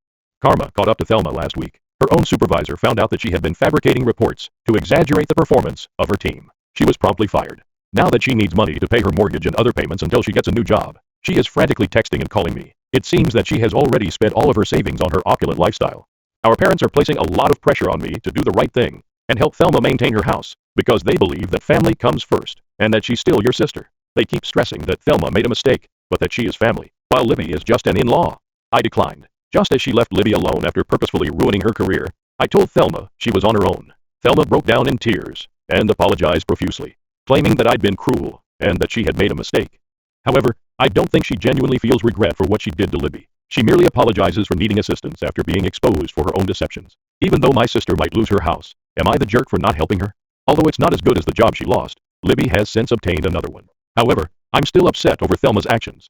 I don't think I can ever forgive someone who intentionally wounded my wife because of their own prejudices and anxieties, despite our parents' constant insistence that I'm being too harsh and that I need to forgive my family. Update. Since my last post, things have become a lot messier. Thelma decided to start what I can only characterize as a smear campaign against Libby across our entire extended family after I declined to assist her with her financial issues. She seems to be attempting to change the past, such that she is the victim in this whole situation. Thelma brought a wholly made-up account of what happened to our extended family. In fact, she claimed that it was Libby who had been deceitful and manipulative. She falsely claimed that Libby had applied to her department on purpose. It was a whole other division, and had started attempting to appropriate Thelma's projects and claim credit for her work right away. Thelma stated that she had to notify HR of Libby's access to private documents pertaining to her team's projects in order to safeguard both the business and herself. She presented Libby as a corporate spy who had married me in order to gain access to Thelma's position inside the corporation. She even implied that, knowing that I was Thelma's brother, Libby had singled me out at the tech conference 3 years prior. In actuality, Libby was unaware of Thelma's existence until after we had been dating for a few months. The majority of our extended family seemed to be fully believing Thelma's falsehoods, which is the saddest part. Once a huge fan of Libby and a constant praise of her cuisine, our Aunt Linda now refuses to even look at her. Uncle Bob, who works in tech recruiting, even called me to warn me about how Libby might be using me to go up the corporate ladder. Our cousins have been making ambiguous remarks on social media about snakes in the family and gold diggers who destroy families. They have been phoning and emailing me non-stop, accusing me of betraying my own people for an outsider who attempted to destroy my sister's career. They don't seem to care that Thelma was fired for her own dishonesty. They have concluded that Libby must have planned that as retaliation as well. It's truly amazing, the mental acrobatics they're employing to paint Thelma as the victim in all of this. My parents, who before at least seemed to be impartial, are now completely on Thelma's side. In fact, my mother had the audacity to tell me that she should have seen Libby was troubled from the moment she met her. Along with other blatantly racist remarks that sickened me, she said things like, people from her background often have different values about honesty. Go back to her own community where she wouldn't cause problems for our family. My dad advised Libby. Our youngest sister, Amy, 28F, is the only one who has defended Libby, and her revelation has altered my entire understanding of Thelma. At last, Amy broke down and shared with us a story that occurred 5 years ago. Shortly after graduating, she had applied for a junior job at Thelma's company. She aced every interview and had outstanding credentials. Her application was abruptly denied because of character issues, even though the team wanted to recruit her. Amy learned that Thelma had also gone to HR at the time with unfounded claims that Amy had cheated in college. It seems that Thelma had fabricated emails from Amy's college to bolster her allegations. Thelma had threatened to use her connections to blacklist Amy in the industry if she ever told anyone. So even though Amy was distraught, she kept silent about it. Amy was so disturbed by the incident that she ultimately accepted a job in a totally other industry. Thelma lost all control when Amy told her account in our family group chat and included screenshots of Thelma's threatening communications from that time. At 11 p.m., she stormed into Amy's flat, banging on the door and yelling that Amy was a traitor who was attempting to ruin her life. Amy claims she had no idea what secrets Thelma was referring to, but she was threatening to reveal all of her secrets. Additionally, Thelma promised to ensure Amy never again worked in the city. Amy had to call the police to get Thelma off the property because she was so scared. It's terrifying to hear my sister sound so insane after she captured a portion of Thelma's breakdown on her phone. Thelma was even more incensed after the cops warned her about harassment. Our family is now utterly divided. Our parents continue to support Thelma, claiming that Amy must have misinterpreted what transpired 5 years ago, and that she is merely envious of Thelma's accomplishments, in an attempt to portray Amy and I as permanently jealous troublemakers who are just out to harm poor, successful Thelma. They are accusing us of being disloyal and ungrateful for banding together against our sister when she is already down. They have even begun bringing up all of our childhood transgressions. I've begun compiling all of the proof of Thelma's behavior, including the police report from her breakdown, the testimonies from coworkers who saw her behavior, the phony email she made about Libby, and the threatening texts she sent to Amy. After reviewing everything, the legal staff at Libby's new workplace believes we have a solid case against Thelma and her old employer for defamation and wrongful termination. However, my parents are now threatening to disown Amy and me if we destroy our sister's life over a misunderstanding. They claim that if we don't drop everything and help Thelma get back on her feet, they will write us both out of their will, and that pursuing legal action would demonstrate that we were never truly family. Since she doesn't feel safe in her own apartment, Amy is currently staying with us. Despite her own trauma from everything that has transpired, Libby has been a tremendous support system for her. Even though I'm more convinced than ever that confronting Thelma is the right thing to do. It still hurts to see my family fall apart like this. Numerous unpleasant facts about my family have come to light as a result of the entire scenario, which I suppose I always knew existed, but never wanted to confront. I used to believe that Thelma's will to excel and her competitive nature were simply acts of ambition, but now I realize that they are a much more sinister and damaging trait. Update. Everything we believe to be true about Thelma's behavior has been totally disproved. Rachel, a former co-worker of Thelma's, contacted Libby via LinkedIn last week. We were all surprised by what Rachel, Thelma's assistant manager for the previous 2 years, disclosed. Although it was undoubtedly a contributing factor, Rachel claims that Thelma's sabotage of Libby was motivated by more than just professional jealousy or prejudice. The true cause was much darker. Libby's new position would have provided her direct access to financial records and system logs, which may have revealed Thelma's years of falsifying the books, despite her best efforts to conceal her own illegal acts at the company. Documentation from Rachel demonstrated that since Thelma was promoted to senior manager, she had been routinely manipulating the performance metrics for her department to make it appear as though her team was earning millions of dollars in fictitious revenue. She had set up shell businesses, faked contracts, and created phony client accounts. For years, she had been using these fictitious accounts to embezzle company revenue, taking a portion of the phony contracts and transferring it to her personal offshore accounts. Thelma went into a frenzy when Libby started working for the company and was given the responsibility of auditing and integrating all of the financial technology systems. Given her reputation for being meticulous and her experience with system integration, Libby would have unavoidably found out about Thelma's department's anomalies. Thelma fabricated the CV fraud narrative just 2 weeks into Libby's job, which is why she acted so swiftly to fire her. In reality, Rachel had been compiling proof of Thelma's deception for months, but because of Thelma's industry ties, she had been too afraid to come out. Rachel ultimately made the decision to take action after witnessing how Thelma had ruined Libby's career. In order to defend herself, she had amassed records of strange money transfers, screenshots of phony client accounts, and copies of false contracts that all pointed directly to Thelma. We gave the police and the company's internal inquiry team all of this material. Thelma had embezzled more than $2,500,000 in the previous 3 years, according to the probe. Her activities constituted securities fraud, since the fictitious performance figures she disclosed had also affected the company's stock prices. However, the most heartbreaking discovery concerned our parents. When the detectives began tracking down the funds, they found that sizable sums had been going into accounts that belonged to our parents. They eventually acknowledged that they had been aware of Thelma's fraudulent conduct over the previous year after being presented with this evidence. Not only did they know, but they had been actively assisting her in concealing the funds. They had established offshore accounts and produced a paper trail that made the stolen money appear to be genuine investments by using their legal connections. They asserted that since Thelma was the one who stole the money, they had not technically committed any crimes and were only defending their daughter. I was disgusted by their attitude when I questioned them about their involvement in all of this. They said that because Libby claims to care so much about family, she should understand their actions. They even attempted to claim that Libby's assistance in paying her parents' tuition expenses was equivalent to helping Thelma steal millions of dollars. They didn't seem to see the difference between assisting to cover up enormous fraud and working honest jobs to support your family. Their attitude was the worst.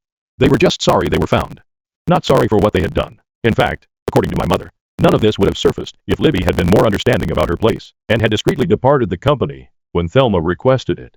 They continue to blame Libby for everything, claiming that her rigid job choices pushed them to take extreme steps. The involvement of our parents has upset Amy. She had always believed that our parents were simply too forgiving of Thelma, and that she was the only toxic member of the family. Amy's entire opinion of our family has been completely destroyed by learning that they were complicit in her misdeeds. She can hardly sleep and has been experiencing anxiety episodes. Thelma is currently facing criminal charges from the firm for fraud and embezzlement. In addition, they are looking into a number of her close co-workers who may have participated in the plot. Although our parents are being investigated for their part in concealing the stolen funds, they have not yet been charged. Thelma is no longer there at all. She stopped answering all messages and cleaned out her home in the middle of the night. My parents say they don't know where Thelma might have gone, but the police are searching for her. I don't believe them at all, considering how they previously assisted her. Third update. Our family has experienced pain, as well as justice, in this story's last chapter. 2 weeks ago, Thelma was apprehended for attempting to enter Canada using forged documents. Our parents, as we thought, had assisted her in hiding in several places during her attempt to escape the country. In order to escape a longer term, she ultimately accepted a plea bargain. In addition to 3 years of supervised release, she will spend 2 years in federal prison for embezzlement and securities fraud. Thelma's scam was far more extensive than we first believed, according to the company's inquiry. Since she was initially promoted to management 6 years ago, she had been stealing money and falsifying statistics. In order to hide her tracks, she had also been blackmailing a number of lower-level staff members, threatening to destroy their careers, in the same way that she had done to Amy and Libby. All of this has been made possible by the tremendous assistance of Libby's new employer. Following the public revelation of Thelma's transgressions, Libby received a formal apology from her previous employer, along with an offer to resume her job. They have given her a sizable payout for wrongful termination, in addition to returning her to her previous position with a promotion and full back pay.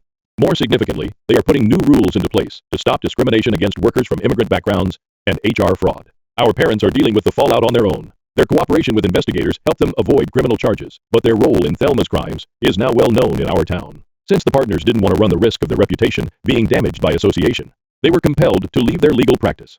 They no longer hold the same position in all of the social circles they once controlled, and the majority of their pals have turned away.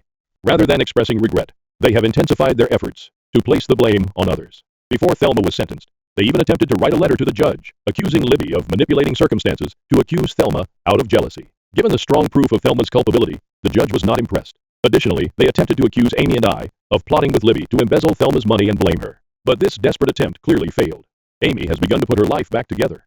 While she searches for a new job away from our parents' influence, she has temporarily moved in with us. The business has also extended an offer to her, admitting that Thelma's bogus accusations were the reason behind her dismissal 5 years prior. After years of Thelma's manipulation and our parents' toxic behavior, she is finally receiving therapy. Her gradual recovery of confidence and realization that none of this was her fault is truly remarkable. Libby and I have stopped communicating with my parents and Thelma altogether. Our lawyer has made it plain that any attempt to get in touch with us will be viewed as harassment, and we have blocked them everywhere. Building our own family with individuals who share our values of integrity and support for one another is our main goal. After seeing all the proof, a number of our cousins, who at first thought Thelma was lying, have apologized, and we're carefully mending our ties with those who appear to be truly sorry. Some family members continue to maintain that we ought to have kept matters within the family and protected Thelma. Last week, my aunt called and said that we are bad people for allowing Thelma to go to prison, and that real families stick together no matter what. However, Thelma's total lack of regret, even in court, has only served to reinforce our decision. She merely expressed regret for trusting the wrong people, specifically Amy and Libby, to reveal her wrongdoings. We have learned from this entire experience that sometimes the family you choose matters more than the family you are born into. Instead of the poisonous allegiance and corruption that Thelma and our parents attempted to impose on us, Libby, Amy, and I are forging a new sort of family founded on integrity, respect, and genuine support. My parents made me the other kid, while my sister became their golden child and destroyed my life. I can't make my update without it, so I'm reposting it. Except for this caption, nothing has changed. It's just as it was before the moderators of the entitled parents took it down. After reading a similar experience online, I felt compelled to share my own. I'm publishing this as my one and only Reddit post, since I felt that sharing it might make me feel a little better. I've had some counseling, and discussing this topic in particular was quite beneficial. Why not just share it online as well? I reasoned. This year, I turned 18, and I recently moved out on my own, away from my parents. My sister is roughly 10 years my junior. She almost didn't make it to term because her pregnancy wasn't intended. Since I was never given much information, I don't know many specifics about how difficult my mother's second pregnancy was, but I do know that it was extremely taxing on her body, as my sister's birth prevented her from having any more children. That year, she spent a lot of time in and out of the hospital. My mother also nearly died during the birth. Because my younger sister might not have been born, it caused her and my father to get attached to her. With the exception of times when they needed a free babysitter, I've felt like the other kid in the house ever since. My parents' long-term favoritism has led me to believe that they were truly insane for failing to recognize the precise harm it was causing to me. And now, starting with my 11th birthday, I'll describe how it's rebounding on them.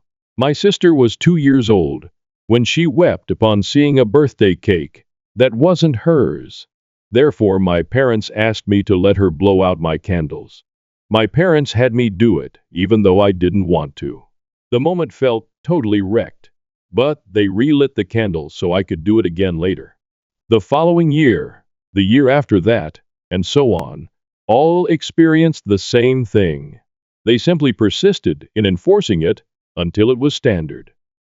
My birthdays also had to include gifts for my sister. Hers never had any on mine.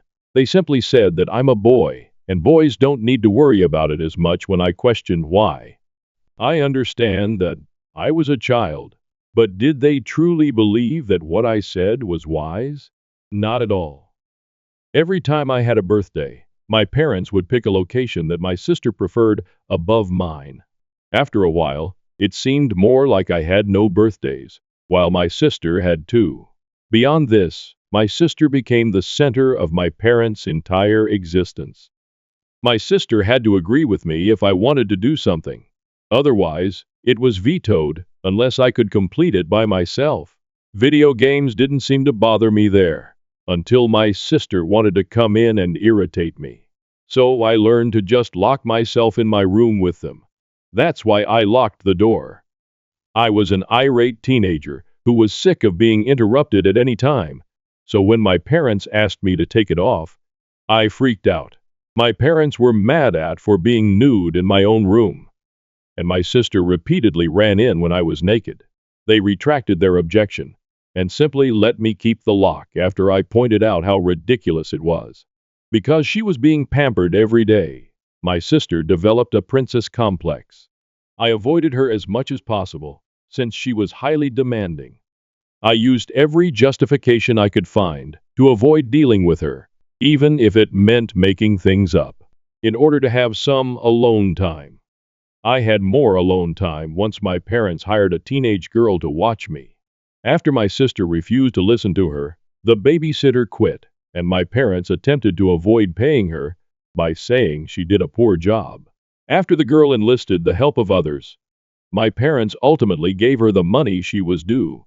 After that, they recruited a second girl to watch the kids on a regular basis. And she stayed. I went out of my way to keep myself occupied with my part-time job whenever I could. But my parents still made it obvious that I was expected to care for my sister on any day I had free time. My sister gave me directions and treated me like her own butler. She would not quit using her ridiculous moniker for me. The mere mention of that moniker gets me furious. She would call our parents and cry if I didn't give her whatever she wanted, and I would then face consequences for mistreating her. This led to a lot of heated disputes between us. And once I refused to give in anymore, my relationship with my parents deteriorated to the point that we hardly spoke to each other for a while. However, they had the audacity to boast to other parents that they were the reason I put in so much effort during my high school graduation. Although they weren't incorrect, the explanation they were considering wasn't the one that actually occurred. I put a lot of effort into waiting to be free. However, my parents pretended to have accomplished a lot. Perhaps they did prior to the birth of my sister. After that, though, it was all about her. Unless parent-teacher conferences were approaching, they didn't even inquire about my schooling. I received a B and C average when I graduated. Even though the trip was supposed to be for me, my sister always had more fun than I did when my parents took me there after I graduated. However, everything really came to a head in July, when I turned 18. Despite the fact that it was my 18th birthday, it didn't seem to be about me.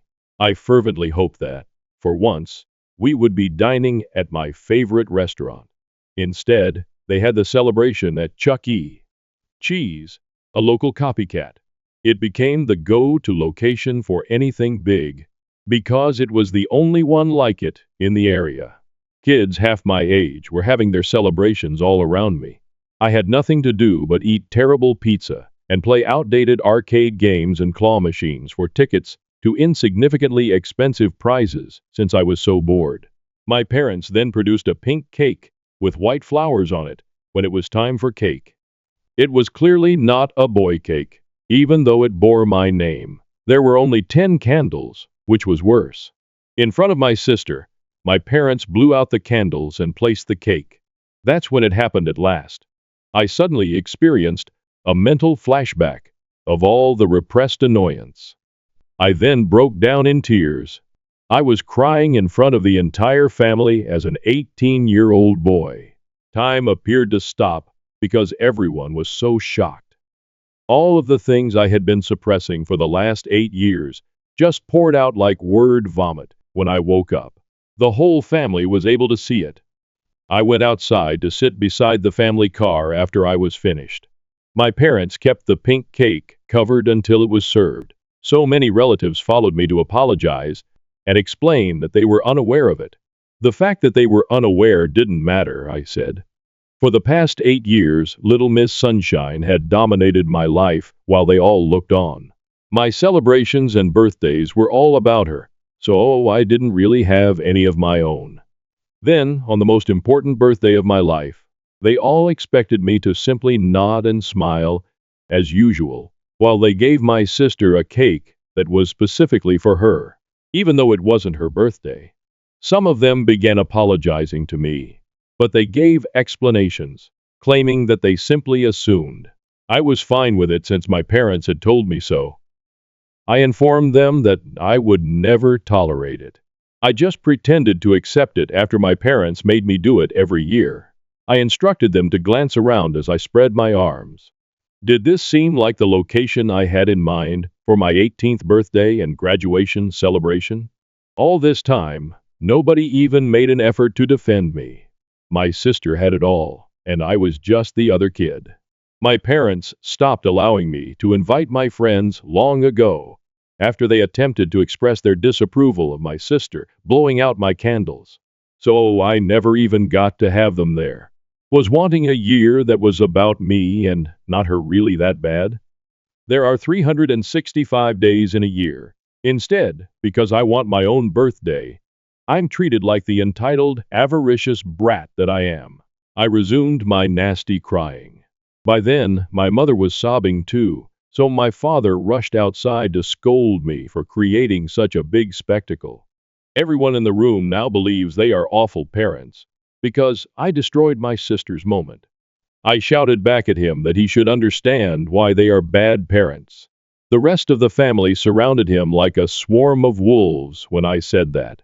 I had never seen anything like it before, but I guess it was better late than never. The majority of the throng rushed back inside with my father to argue with my mother after he was virtually backed up to the restaurant's front entrance. My grandparents stayed with me and expressed regret for spending so much time with their eyes closed. I'm not sure what was said to my parents in the restaurant, but they didn't return for around 30 minutes. They appeared completely defeated when they did. Both of my parents were unable to look me in the eyes, and my mother was still sniffling after sobbing so much. Both of them made clumsy excuses for their actions and promised to have the party somewhere else. However, the crowd didn't find it to be sufficient. My parents emphasized that they would never force me to let my sister blow out my candles again, give her gifts on my birthday, or make it about her in any way. One of my uncles cleared his throat pretty loudly. In addition to apologizing for bringing me a cake that was clearly not intended for me, there was another loud cough. They claimed they believed that at my age, cake was no longer a concern for me. Whoa, that was a terrible thing to say. I lost my temper again and screamed at them that it didn't matter how old I was. For years they had given my sister my birthday without any justification, and they were aware of it. I informed them that since it was too late, there was no need in having the party again. They had made it quite evident that they didn't care about me. I brought up the fact that they had destroyed 8 years of my life before I reached adulthood. What birthdays with them would I be able to anticipate in the future? My father became upset with me for saying so, but he stopped talking after the whole family yelled at him. My grandfather informed him that I was entirely correct and that the harm could not be reversed. He claimed that ever since my sister was born, my parents were terrible individuals who took advantage of me and treated me like a black sheep. Furthermore, he claimed that they were all terrible because they simply allowed it to occur. He went on to say that I owed my life back, not just an apology. I resisted her attempts to approach me as she sobbed my name and apologized. But my mother broke down once more. She was body blocked from approaching half of the household. I just remarked that I was at my breaking point and turned to go. I was found and brought back by one of my aunts. I was so angry that I couldn't even be happy for any justice after all this time, even though I could hear several family members screaming and swearing at my parents over what had transpired. And throughout all of this, where was my sister? She was still eating cake and tearing apart gifts that were intended for me alone in the restaurant. In case anyone was curious, when I sobbed and left, my parents did offer her some cake. They were later called out on it, even though you would assume it wouldn't be their main concern right now. As everyone else left the party, my grandparents persuaded me to settle down and take a seat in their vintage minivan. When my sister was discovered to be opening my gifts, she pitched a fit. One of those gifts was a brand new smartphone, which she was not permitted to retain, so she hurled it against the wall and destroyed it. A few months prior, on her own birthday, she had received a brand new phone. In the end, I became so angry that I ranted about never wanting to have another birthday party. I was allowed to spend the night at my grandparents' place. I still hadn't spoken to my folks when I got home. My father remained as silent as I did, and my mother simply kept crying because I wouldn't talk to her. My grandparents persuaded me to join them for dinner the next weekend. I was shocked to discover a completely different party waiting for me when we arrived. Almost the whole time, my parents were there, grinning awkwardly and saying, "Don't hate us." A large chocolate cake with 18 candles and even a banner with my name on it was present. Since I didn't actually get to celebrate either this year, they dubbed it my happy belated birthday and graduation party. I had to act like I was delighted. 8 years of partiality cannot be reversed, or even somewhat impacted, by a one nice party. What happened to my sister? It wasn't all about her like it used to be. So she was sitting at the table with her arms folded and her lip twisted. The family sang me a modified version of Happy Day instead of Happy Birthday. My sister let out an ear-piercing scream as soon as I extinguished the candles. My parents, appearing more distressed than ever, had to take her out quickly and return her later. For the remainder of the celebration, she sulked in silence in her seat. My sister was punished for her actions at the last party by having her smartphone taken away, while I was still given a new one. However, there were other gifts besides the smartphone. My entire family helped out and bought me a car. Even though it was only an old white Volvo, one fell in love with it right away. My grandfather, who had some automotive knowledge, had fixed it himself. My sister was obviously not as delighted as I was. She threw a fit and demanded a car as well, letting out another one of those yells. It took some time for them to return outside after my mother had to take her to the restroom. My father simply returned to his dejected appearance. Their attempt to appear respectable in front of the entire family had been essentially wrecked by my sister. My sister was acting that way because my parents brought her up to be a pampered, entitled princess, according to several family members who also had harsh things to say about them. I immediately began driving the automobile around, but a few days later, my sister damaged it by smashing 2 side windows with a hammer and severely damaging the windshield, rendering the vehicle unusable. She screamed bloody murder as my parents grabbed her and removed the hammer, but they were able to stop her before she could do further harm. She even made an attempt to bite them. My grandfather had worked so hard on that car that everyone, especially my grandparents, was upset with my sister. It was destroyed by my sister's outburst. My sister was so indulged by my grandparents. They acknowledged that she was unable to process the notion that I could have something that she was not able to. My sister was being raised to be an entitled brat by my parents, who were criticized by a number of other family members for setting her up for failure. They said that because my parents wouldn't enforce their rules and instill respect in her, my sister would have a horrible adult life. She was not unpunished for her acts. My sister was sent to boarding school at the beginning of the new school year after being grounded for the remainder of the summer. My father maintained that it was the only way to begin repairing the harm they had caused. Despite my mother's tears, yes, they admitted their mistakes wholeheartedly. Since no one took their side, it was difficult for them to hide it. At the boarding school, my sister is very miserable. She has been lying nearly nonstop and despises the rules and the outfits. But now that there are cameras everywhere, she can't get away with any of it. She yelled at our parents for placing her in that situation, despite their repeated attempts to visit her. I've heard that she might live like this until she turns 18. My car's repairs were covered by my parents. The windshield and windows were replaced by an auto glass firm, and the vehicle now has the same appearance as before.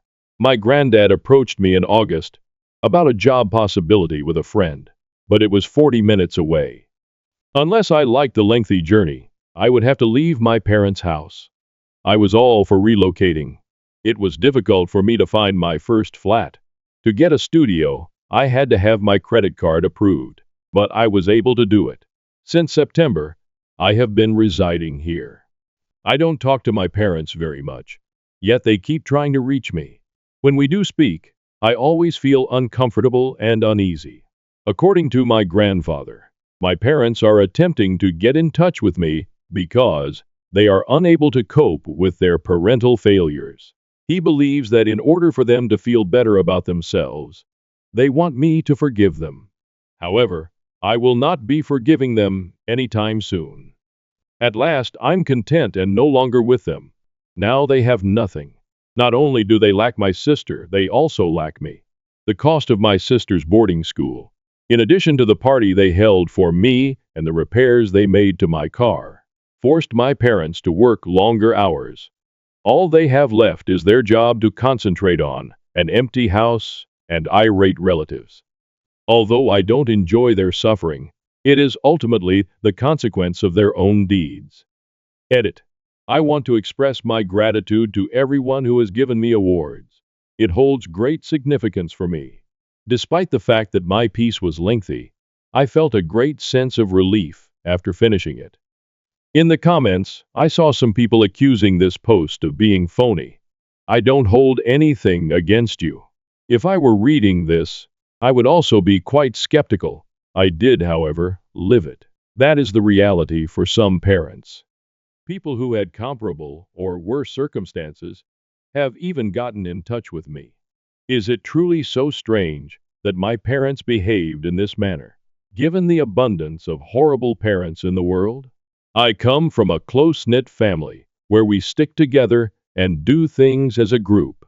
So it may sound extreme for the entire family to rush back into the restaurant to confront my dad.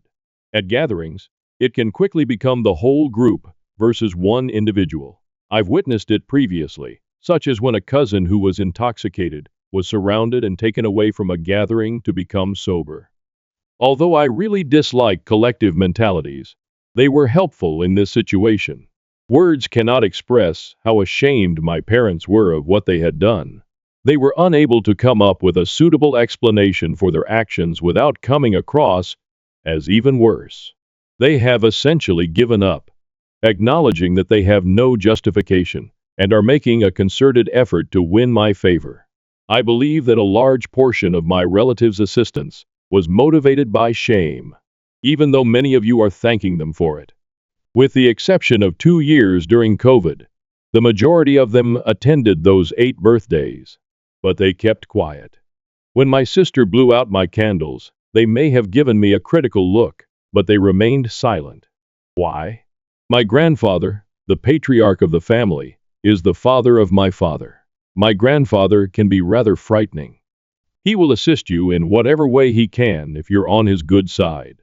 The whole family despises you if you're on his bad side. That's a major factor in my distaste for group mentalities. My grandfather felt embarrassed when he remarked that the whole family was to blame for not supporting me throughout those years. They all contributed to the price of my vehicle. They didn't need to make a significant individual contribution because they had so many relatives. Even the receipt from the time I registered the vehicle in my name is with me. They paid $2,000 for it, plus additional money for tires and parts. My granddad adjusted the fluids and tuned it himself. The interior was thoroughly cleaned by my grandmother. Even though I'm incredibly grateful to each of them, I still wish to keep my distance. To figure things out on my own, I need time. It is likely that I will not see my parents again until Christmas or Thanksgiving. My sister has been likened by some to South Park's Eric Cartman, and it's a fairly accurate comparison. Because my parents gave her a lot of junk food, she is overweight. She despises eating anything nutritious. She once topped mashed potatoes with gummy bears, as I witnessed. I feel sick just thinking about that combination. She also spent a lot of time in the restroom as a result of her bad diet. In order to assist, my parents had to purchase fiber snacks, which I don't believe were inexpensive. My sister always believed she was in charge and is also very bossy. She was always giving me directions, so I would frequently lock myself in my room to avoid her. Because she was so domineering, she lost a lot of friends, but my parents assured her that the youngsters were envious of her uniqueness. When things didn't go her way, my sister would even call herself a princess and have big tantrums. Although I am aware that she is more than a caricature, her actions definitely remind me of Eric Cartman. I am aware that my sister is also not a moron. She simply doesn't put out any effort and only received a C average in school. She would most likely receive straight A's, a student, if she put in the necessary effort. Second edit. It appears that the subreddit has banned me. I'm not sure what I did. Perhaps the post was too lengthy. In any case, I am no longer able to respond to comments, but I would want to thank everyone who left encouraging words. Thank you everyone from the bottom of my heart. Update. Here is what has transpired since my parents began celebrating my sister's birthday 8 years ago. For anyone who are curious, it has now been almost a year. I thought I was done here, so I didn't log in for a while. However, one day, I decided to check in again and saw a ton of private messages requesting updates. The majority of what I'm going to share with you is based on what my parents and grandparents told me. I'm recounting what I discovered, so don't worry if it seems too bizarre. Yes, I'm doing great, but my parents and younger sister aren't doing so well. My sister made a number of attempts to leave boarding school after I last posted. She tried doing nothing, but it didn't help her. And none of her plots or falsehoods succeeded. She then tried going on a hunger strike, not eating anything until our parents arrived to get her up. My father prevented my mother from jumping into the automobile to save her baby, reminding her that they were to blame for my sister's actions. After fewer than 2 days of her hunger strike, my sister started to seek food in the cafeteria. Snacks and sweets were strictly prohibited at school, unless they were nutritious.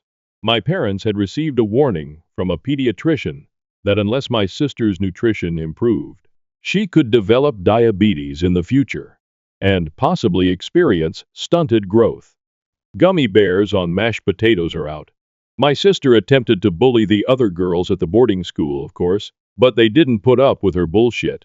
She got into a quarrel one day and was attacked by many girls who kicked her until a teacher intervened. My sister was scraped and bruised all over, but she wasn't terribly hurt. She blamed everyone else, of course, and said the other girls should follow her instructions. It should come as no surprise that her peers avoided her. She couldn't understand not getting her way, so she threw a fit. My sister was busted when my mother attempted to sneak junk food to her at the boarding school. My parents got into a heated argument as a result. Although my sister still craves junk food, my mother stopped smuggling it after being caught. My sister eventually turned to self-harm as her schemes became more complex in an attempt to influence her way out of the school. Unbeknownst to her, she stole a knife from the cafeteria and stood on a table, threatening to leave without chocolates. Candy indeed. She broke her left arm, her clavicle, and suffered a concussion when she slid and tumbled off the table during a chaotic time. Even the boarding school didn't want her back at that point. She was admitted to a children's mental health facility after leaving the hospital. She is currently receiving treatment for extreme narcissism, which my parents really encouraged. Unless my parents take her out, she is unable to leave the ward. There, she continues her education and follows a rigorous, healthful diet that she hates. It is personal agony for my sister. My father and I got into yet another heated argument when my mother sought to remove her from the ward. My mother took a bottle off the counter during the dispute and struck him with it, severely slashing his face and shattering his cheekbone. After the police were summoned, my mother was driven away in a police car and my father was brought to the hospital. After that, she spent several months in a mental health facility where she was compelled to face her enabling tendencies and trauma. I don't know the details, but from what I've learned, my mother's behavior is a result of unresolved issues from her own upbringing. My parents are now merely sleeping in different bedrooms, though there has been discussion of a divorce. Regarding myself, I recently turned 19. At a restaurant I enjoy, my grandparents hosted a celebration for me. Although my sister was temporarily permitted to leave the ward for the event, my parents and sister were present. She sat there looking at me like she hoped I would burn, her lip twisted. Because of her forced healthy diet, she had lost weight, but her resentment had not gone away. This time, she didn't scream as I extinguished my candles. Rather, she started sobbing uncontrollably while repeatedly asking why. It was merely another attempt at manipulation. Eventually, she pitched a fit, screaming that there was nothing. No pizza, no presents for her, no prizes. She then began to curse at our parents and made an attempt to leave the restaurant. She was clearly attempting to emulate my actions during my 18th birthday celebration. But it was just another example of her incapacity to acknowledge that not everything is about her. In a twisted manner, she was essentially attempting to replicate what I had done the previous year. I know my sister. Even though you might think I'm overanalyzing this, she will take action if she believes it would help her achieve her goals. My grandfather spoke to my parents before they brought my sister home early after apologizing to everyone. My grandmother later provided me with some information. According to my grandfather, my parents had better not give in to my sister's requests or host her own party. He cautioned them that unless they permanently stopped supporting her, this conduct would never stop. After hearing this, my sister recognized that her outbursts were no longer effective.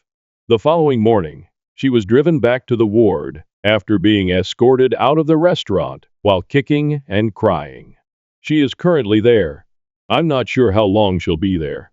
Even though she is only a child, she is the most obstinate person I have ever encountered. Until she reaches her lowest point, I don't think she will change. She's trapped in a situation that doesn't allow her to make demands until then. Not even my parents have attempted to hold me responsible for my sister's behavior during the previous 12 months. They've got to acknowledge that they brought her up to be a narcissist and that I had nothing to do with this. I've discovered that supporting a narcissist is a type of addiction. The only mental disorder my sister has been diagnosed with is narcissism, which she inherited from her upbringing.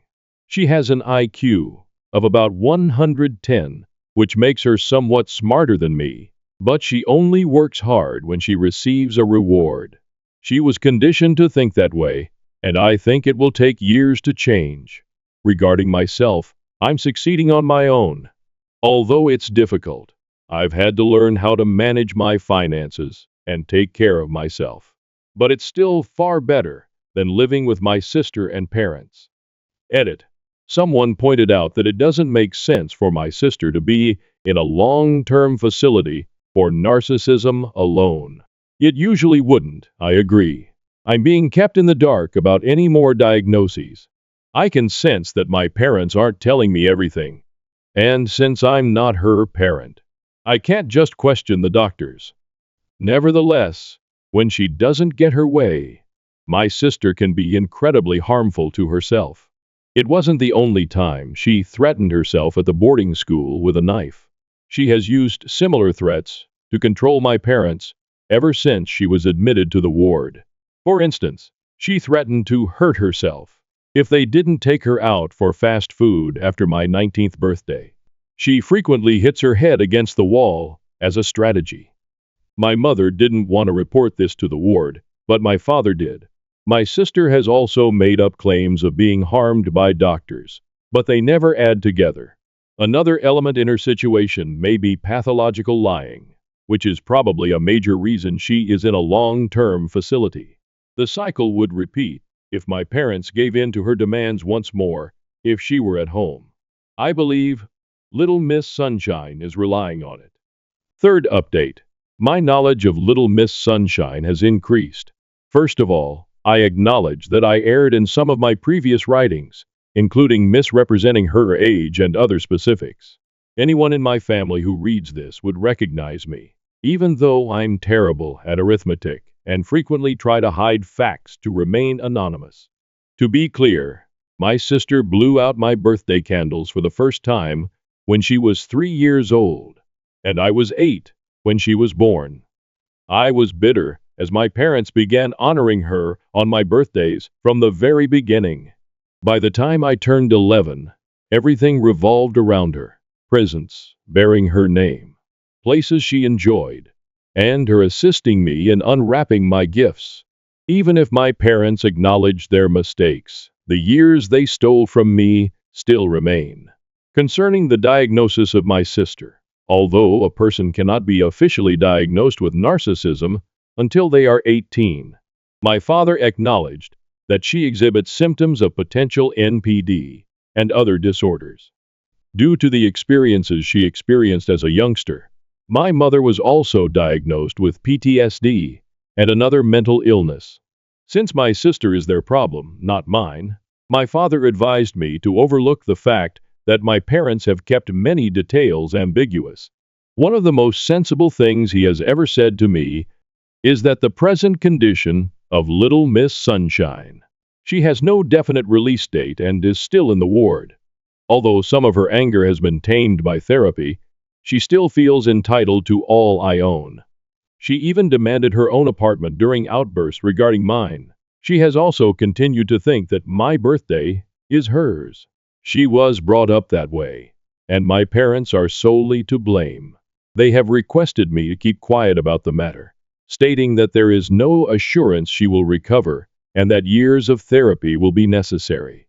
In addition to taking medicine and attending treatment, my mother has become lethargic. She was temporarily committed for beating my father, but for some reason, she kept her job. Her employer let her to work from home for a lower salary. My viewpoint: since my actual birth date is eternally marred, I have made the decision to celebrate my birthday on the day of my belated celebration going forward. Returning to Reddit has caused me stress, even though I thought I was doing okay. My supervisor sent me home for the day because I'm so irritable and cynical. To deal with this, I'm thinking of looking for free counseling or local support groups. I am grateful to everyone who has read and comprehends my suffering. Although you have shown me kindness, I must concentrate on moving past my past. I may never come back here or respond to comments. Last edit.